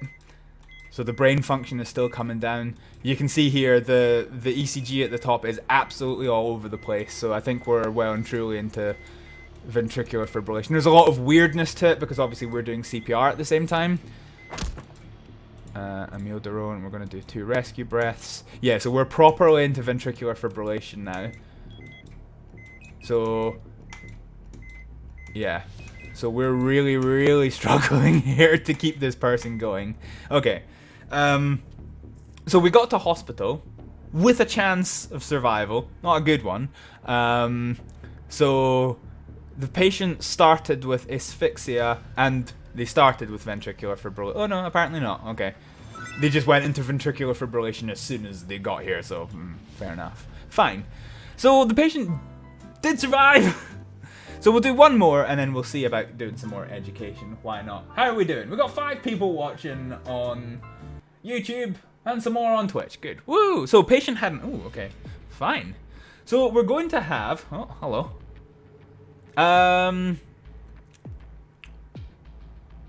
We're going to have blood, because they've been in a car accident, I suspect, and also pneumothorax.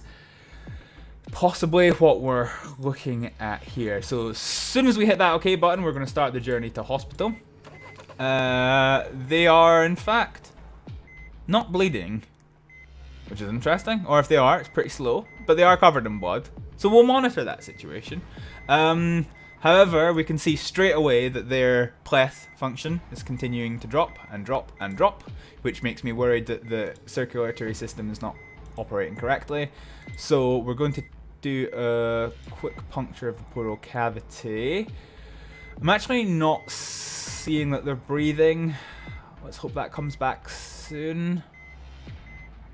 If not,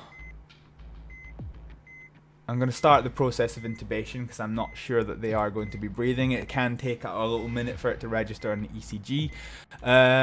Okay, so that's going to happen. We're going to get venous access just in case we're going to need it, because if they're not having any oxygen in their blood, we're going to struggle. Okay, yeah, so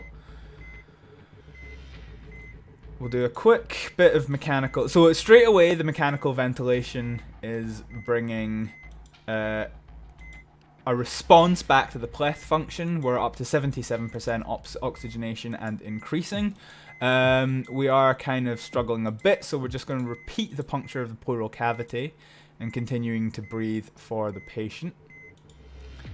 So we're just doing that one every few seconds.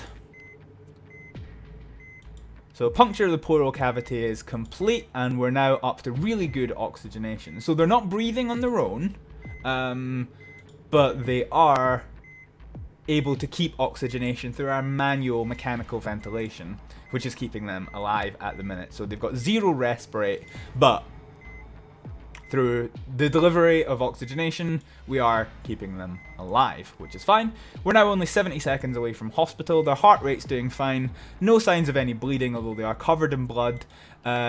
Pulse... yeah, well, pulse is fine. ECG's fine. Blood pressure is fine. So we're starting to see a dip in the pleth again, which means it's time to repeat the puncture of the pleural cavity. So we'll do that again while we continue this mechanical manual ventilation. Okay, we're doing good. We're doing good. So you can see straight away that jump in the pleth graph, so that we're now making the best possible use of the cardiovascular system that we have installed upon this here human being. I did warn you I'd start going to rage during the stream. Now, 23 seconds away from hospital. How good would it be for ambulances to have this little timer, in seconds to see how long they have to keep doing stuff? So, yeah, pleth function starting to come down. No point in repeating the puncture because we're just going to be in hospital in 5 seconds. We'll be there before it's even completed. Cool. So, they weren't breathing on their own, which implies to me a traumatic brain injury. And they were also unable to retain oxygen, an oxygenated blood system without a pleural cavity puncture, which implies to me pneumothorax. So I'm happy with both of those, is ready, and I was correct. Correct diagnosis. Good. Fine. So, shall we do a little bit of education? Why not? COPD, internal bleeding, and other. I will try and do this very quickly. So, COPD, chronic obstructive pulmonary disease. In this disease, lungs are constantly inflamed and damaged, yada yada yada. Further, internal bleeding. Yeah, internal bleeding is difficulty. Okay.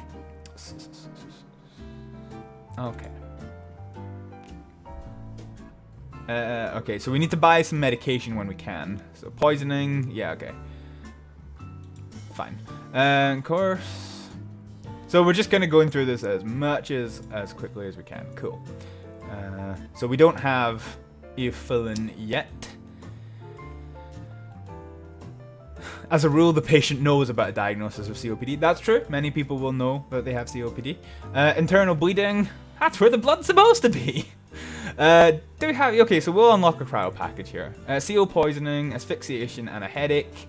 So we need more medication.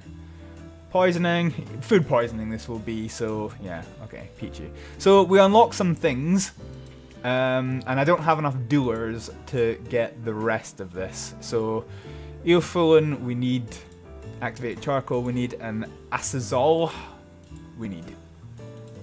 Cool. So I have to take the exam. Hello, friend. Vomiting blood can be a symptom of internal bleeding. Antidote from carbon monoxide positing as acetol milk.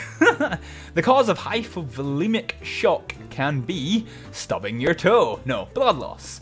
Examination passed. Peachy. So we've got 4 more symptoms and no medications to treat them. So let's go. Let's see what we can get. Oh god, right, okay. So, person fainted and is weakness. So, obviously, if somebody's unconscious, we want to know why. So first thing that we're going to do is have a monitor of the heart. If the heart's beating abnormally, we're going to move to CPR and head to hospital. If the heart is beating normally, we're going to start investigating the emergency symptoms of a stroke, first of all. If it's not become clear it's stroke, start moving further down the order to possible hyper or hypoglycemia. So, that's what I'm planning to do. So let's go.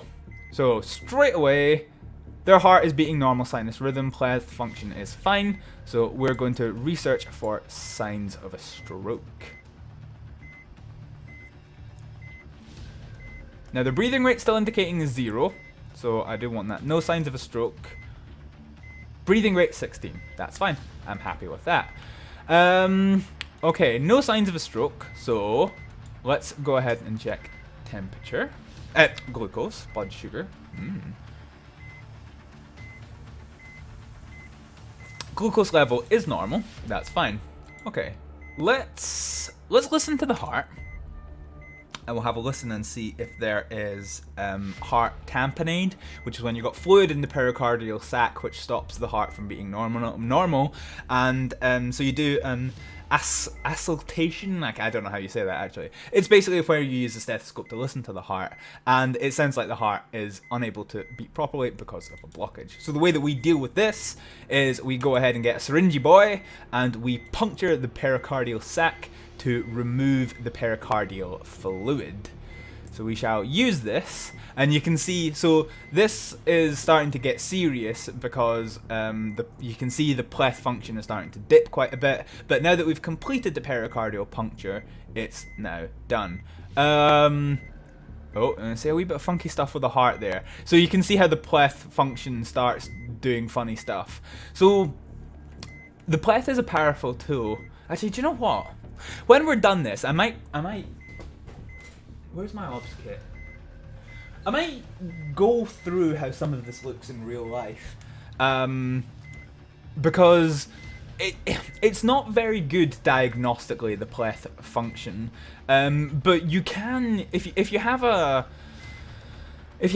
pleth machine that has a little graph on it, it can be useful to see. You don't necessarily know what's wrong with the heart, but you will get an indication of when we're just going to pop this to hospital.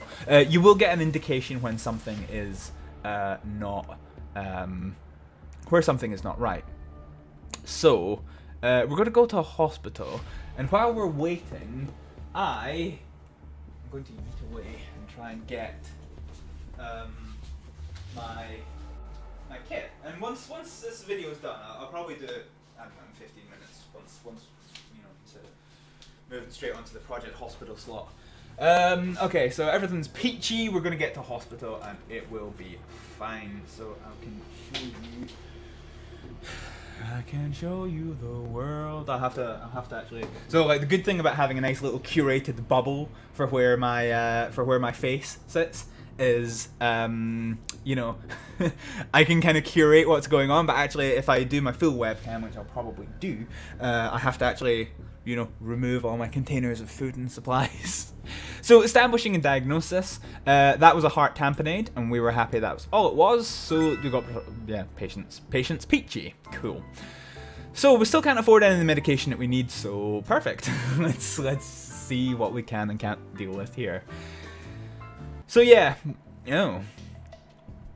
so patient felt bad. No symptoms, they were just found feeling bad, but we can see already through this that they are unconscious. So again, we're going to go through that same pathway that we did before. It's literally ABC. So because they're already in the ambulance, you skip the primary survey.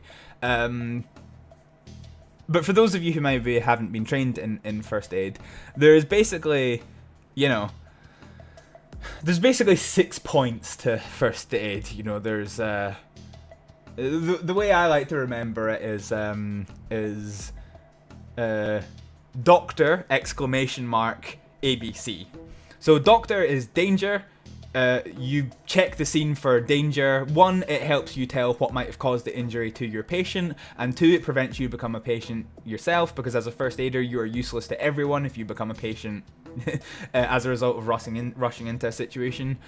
Response, somebody's lying on the floor with their eyes closed, you go down to them and start, if you start fidgeting about with them, they might suddenly wake up and start swinging. So, just in case that they're just having a lie down on the ground, just as you approach them, say, "Hello, can you hear me?"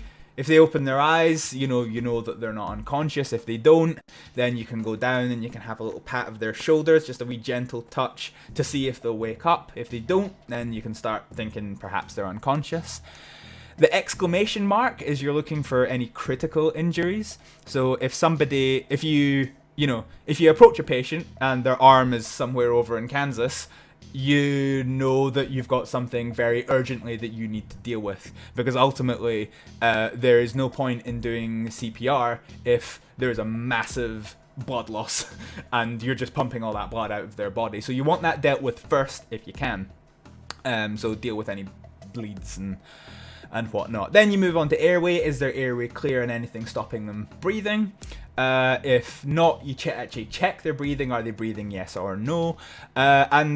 C used to be circulation, but ultimately that's kind of a bit redundant, because if they are breathing, they're probably going to be okay circulation wise, or at least they'll be okay long enough for an ambulance to get there. But if they're not breathing, there's no point in checking their circulation, because even if there is a circulation, it's going to disappear pretty quickly if they're not breathing. So straight away, circulation or not, if they're not breathing, start CPR. So then C becomes CPR, yes or no. Obviously, if they are breathing, then you can, in slower time, start checking their circulation. So that's basically the pathway that we're going to do. They've no obvious sign of injuries, no bleeding, but their heart is ventricular tachycardia. So we're going to go straight to hospital. So we're going to go ahead with that, and we're going to use our third person who doesn't exist to just start compressions. Actually, we're going to start this as well. So we've got venous access to get blood on the go. We're about to start mechanical ventilation, and we're doing compression CPR about 120 beats per minute. Okay, so defib's almost charged, so I'm just going to keep doing compressions until the defib's fully charged. So we're going to shock, and while that's analysing, we're going to deliver amiodarone, which will control the problems a little bit. So we're going to do 2 mechanical breaths, and we're going to go back to compressions.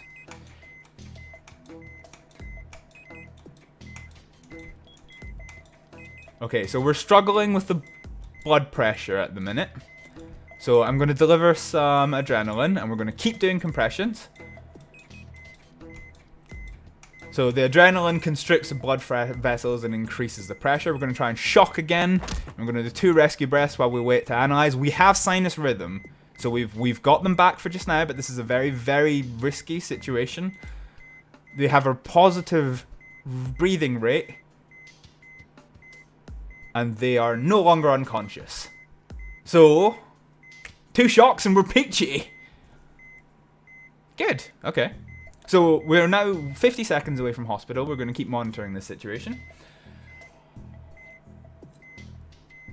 So I'm not going to time skip this because this is still a very vulnerable situation. Ultimately, you don't know why, the person's heart stopped beating in the first place. If you get somebody back by shocking them with a defib, it's called ROSC, return of spontaneous circulation. You don't just whip the pads off and be like, yeah, cool, on your way, see you later. No, they still have to go to hospital, because until you work out what caused the heart to stop beating properly the first time, they have to be seen at hospital. So yeah, happy days. So for everyone still watching, how are you finding this? Because I love this game. It's a very, very basic game, and there are lots of elements to it where there's issues, but I still quite like it. How do you guys find it? So so in this game, the ventricular fibrillation and ventricular tachycardia are kind of grouped together. So we will yeet that there. just realized. Yeah, okay, fine. Right, yeah. So, I'm happy that it was just, yeah, ventricular tachycardia, which is marked down as fibrillation, so that's fine. Cool. So, we can now afford some of the medications that we need for the things. So, carbon monoxide poisoning, activated charcoal, or bronchodilator, and an anaphylactic shock. Okay, right, fine. We're going to get acetazole, just in case.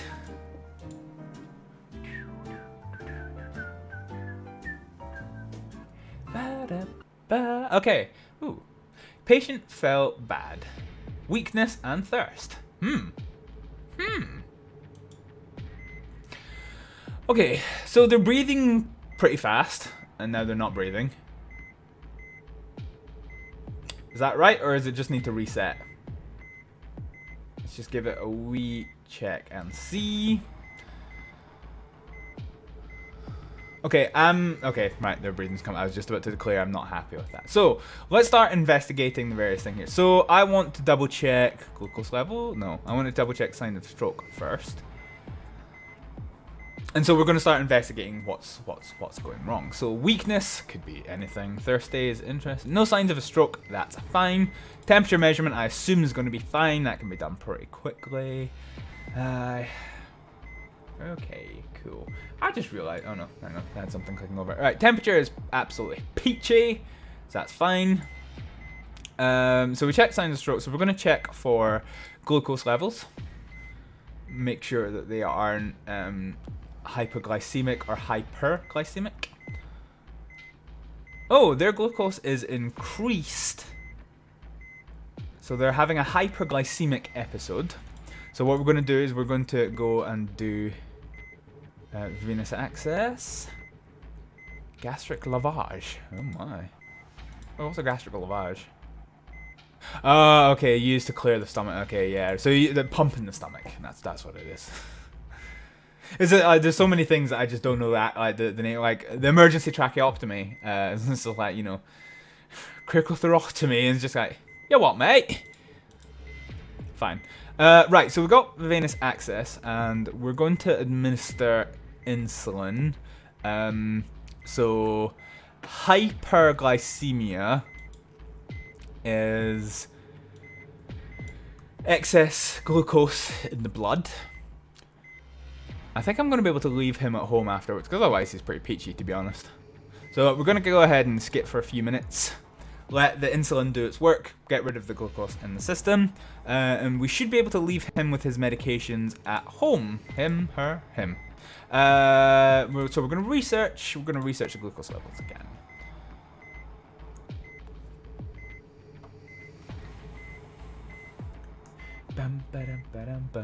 Glucose level is now normal. I'm happy with its situation. They had hyperglycemia, so they've misspelled this. Got hypoglycemia as opposed to hypoglycemia. So, but he wasn't hypo, he was hyperglycemia, which is too much glucose.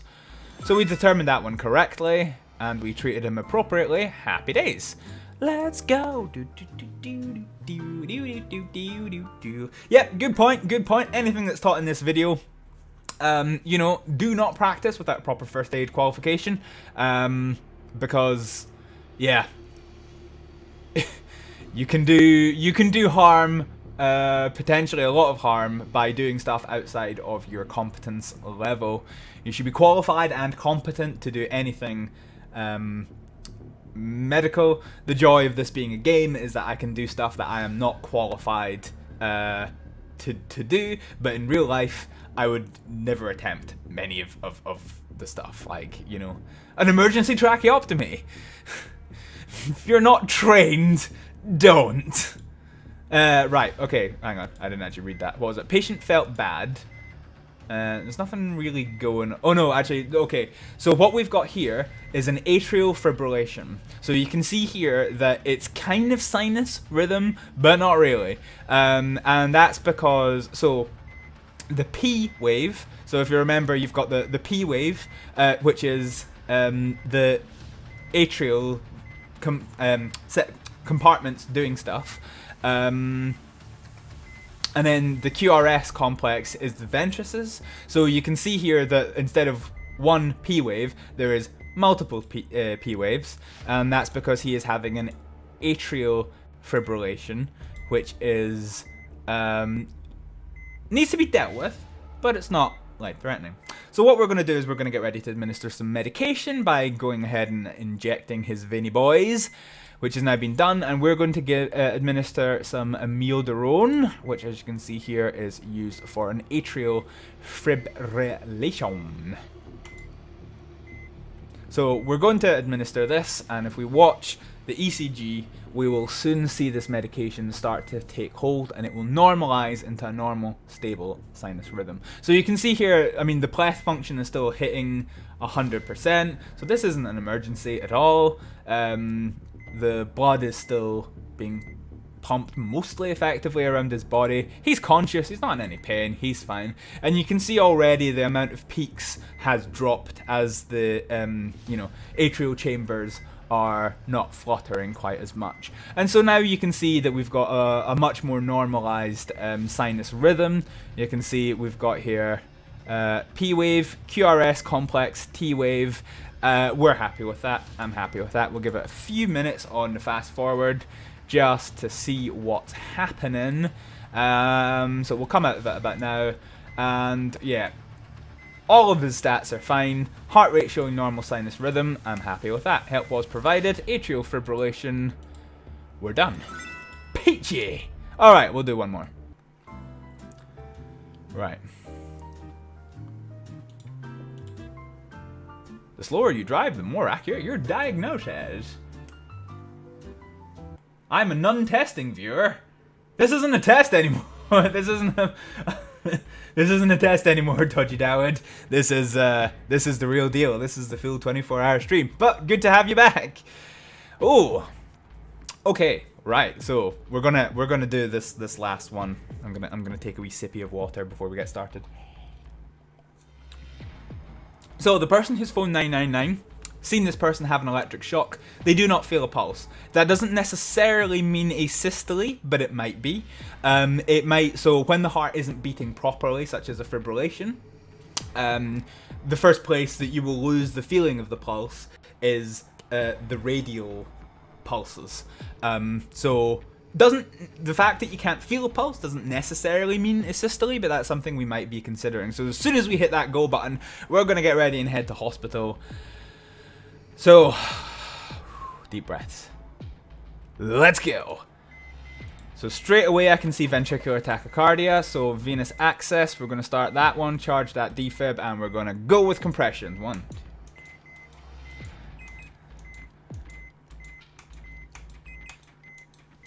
15, 16, 17, 18, 19, 20, 10, 9, 8, 7, 6, 5, 4, 3, 2, 1, and breathe. Breathe. Clear on the defib. So we're going to stand clear, all clear and shock. We're going to deliver some amiodarone to help control the fibrillation.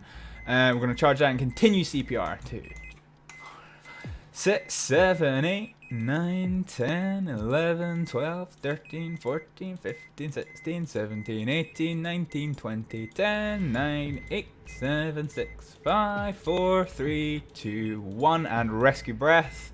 Rescue breath.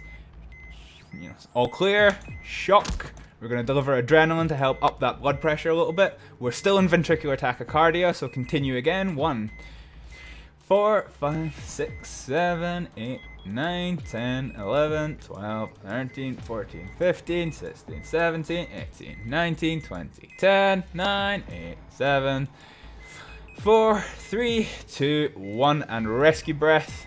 Rescue breath. All clear on the defib, stand clear and shock. We're going to go again with amiodarone. Oh no, we've got sinus rhythm. Okay, so we're just going to continue mechanical ventilation because the patient is not breathing. But we have sinus rhythm. This is good. Blood pressure's come up quite nicely. They are now breathing on their own accord, rest rate of 12, which is fine. I'm happy with that. I'm no longer going to mechanically ventilate for them. Pleth function is good, breathing rate is good, heart's now normal sinus rhythm at 72 beats per minute, which I am happy with. Blood pressure is stable, mean arterial pressure is fine. Not in pain, fully conscious, no bleeding. Peachy! Absolutely peachy.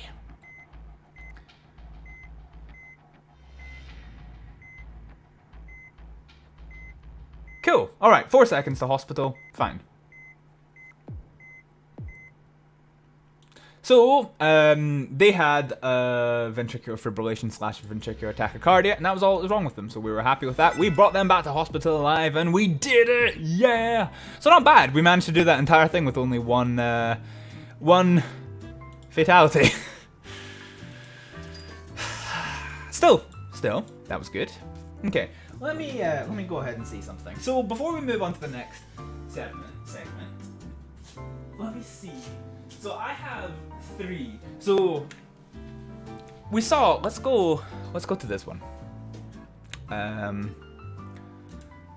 Let's go to. It's called Kill the Patient. It's basically just a mode to see how quickly you can kill the patient. But it's good because it has like a normal, healthy patient. So what you have here is the pleth function, which it can be determined very easily by a device called a photoplethoscope, which is commonly known pulse oximeter. I have 3. This is the only one I have, which I don't know how easily this is actually going to work. Yeah, okay, right, fine. Hang on a minute. Yeah, fine. Let me go ahead and embiggen myself. So I'm alt-tabbed at the game real quick, and I'm going to add video capture device, add source, add a new source instead, video capture device 1. So, will this work? That is the question. Maybe I have to turn this one off.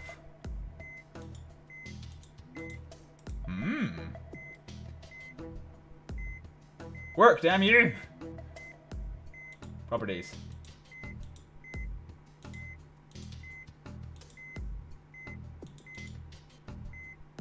Okay. That's difficult. Right, remove. Video capture device.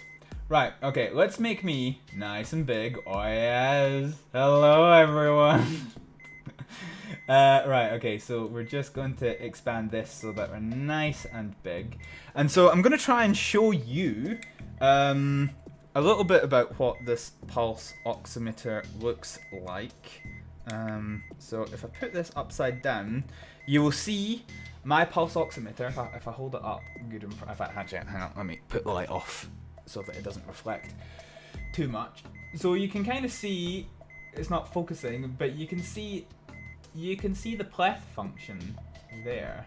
So this is a pulse oximeter, and the yellow graph on the bottom shows my pleth function right now. And you can see that it's hitting 100%. I've got 100% O2 sats. Sorry, it's a little bit blurry. But you can get these, So, like I say, I have 3. Most of mine don't have the actual pleth function on it. But yeah, this one does. So that's what it looks like.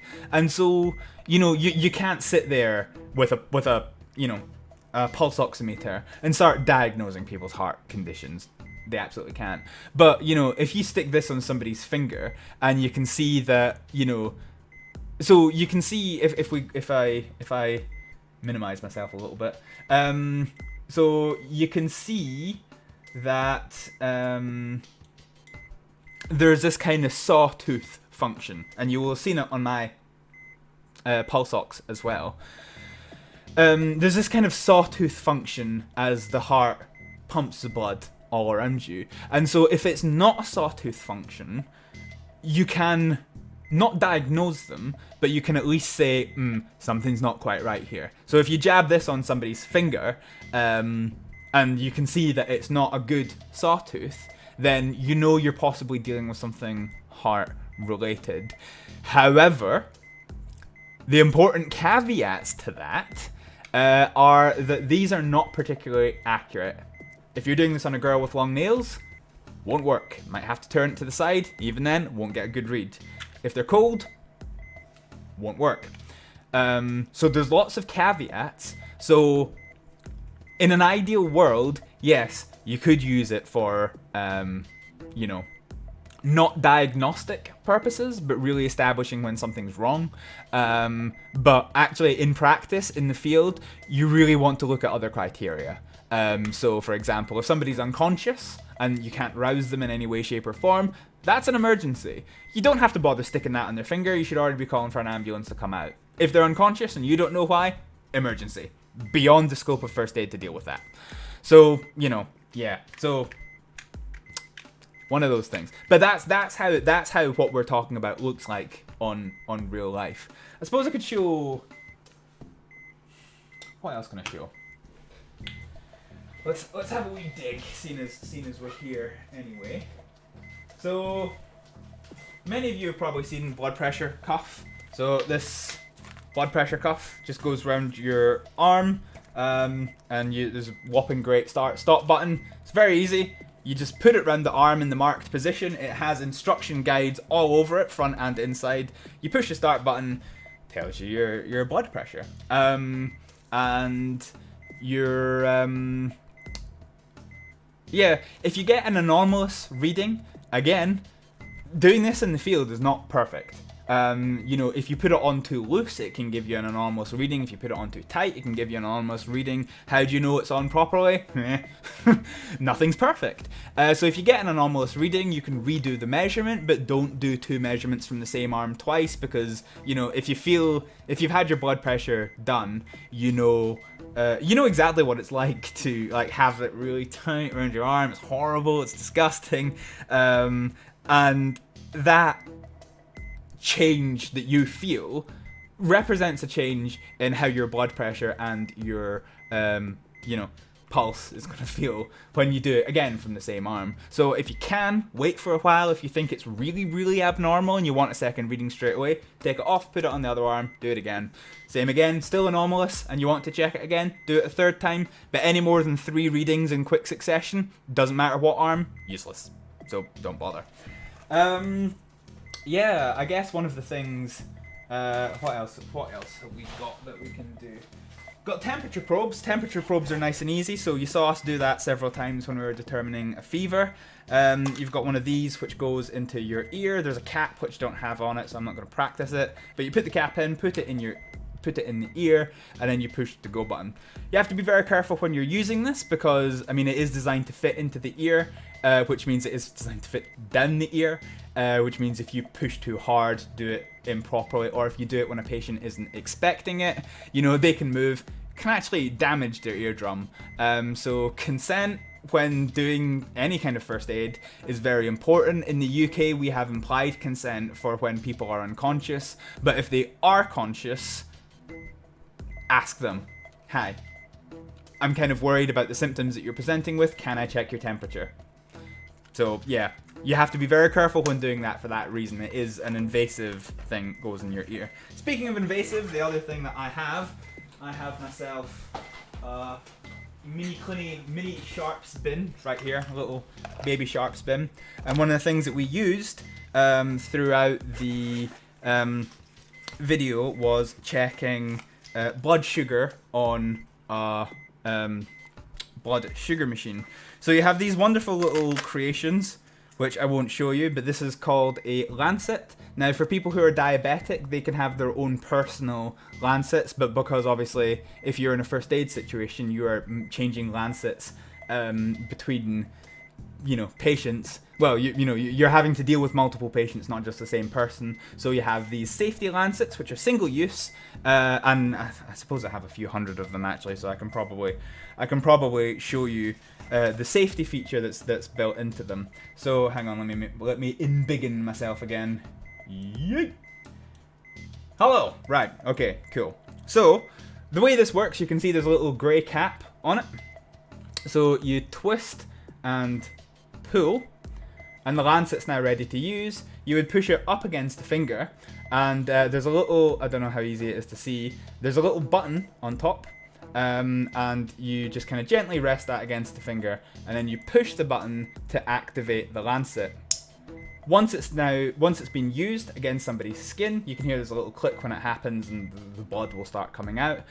It's now contaminated. It's contaminated with somebody else's blood, which means you cannot use it again. So if I were to push on the button, nothing happens. No click, the needle does not extend, this lancet is now useless. That's the safety feature that's done.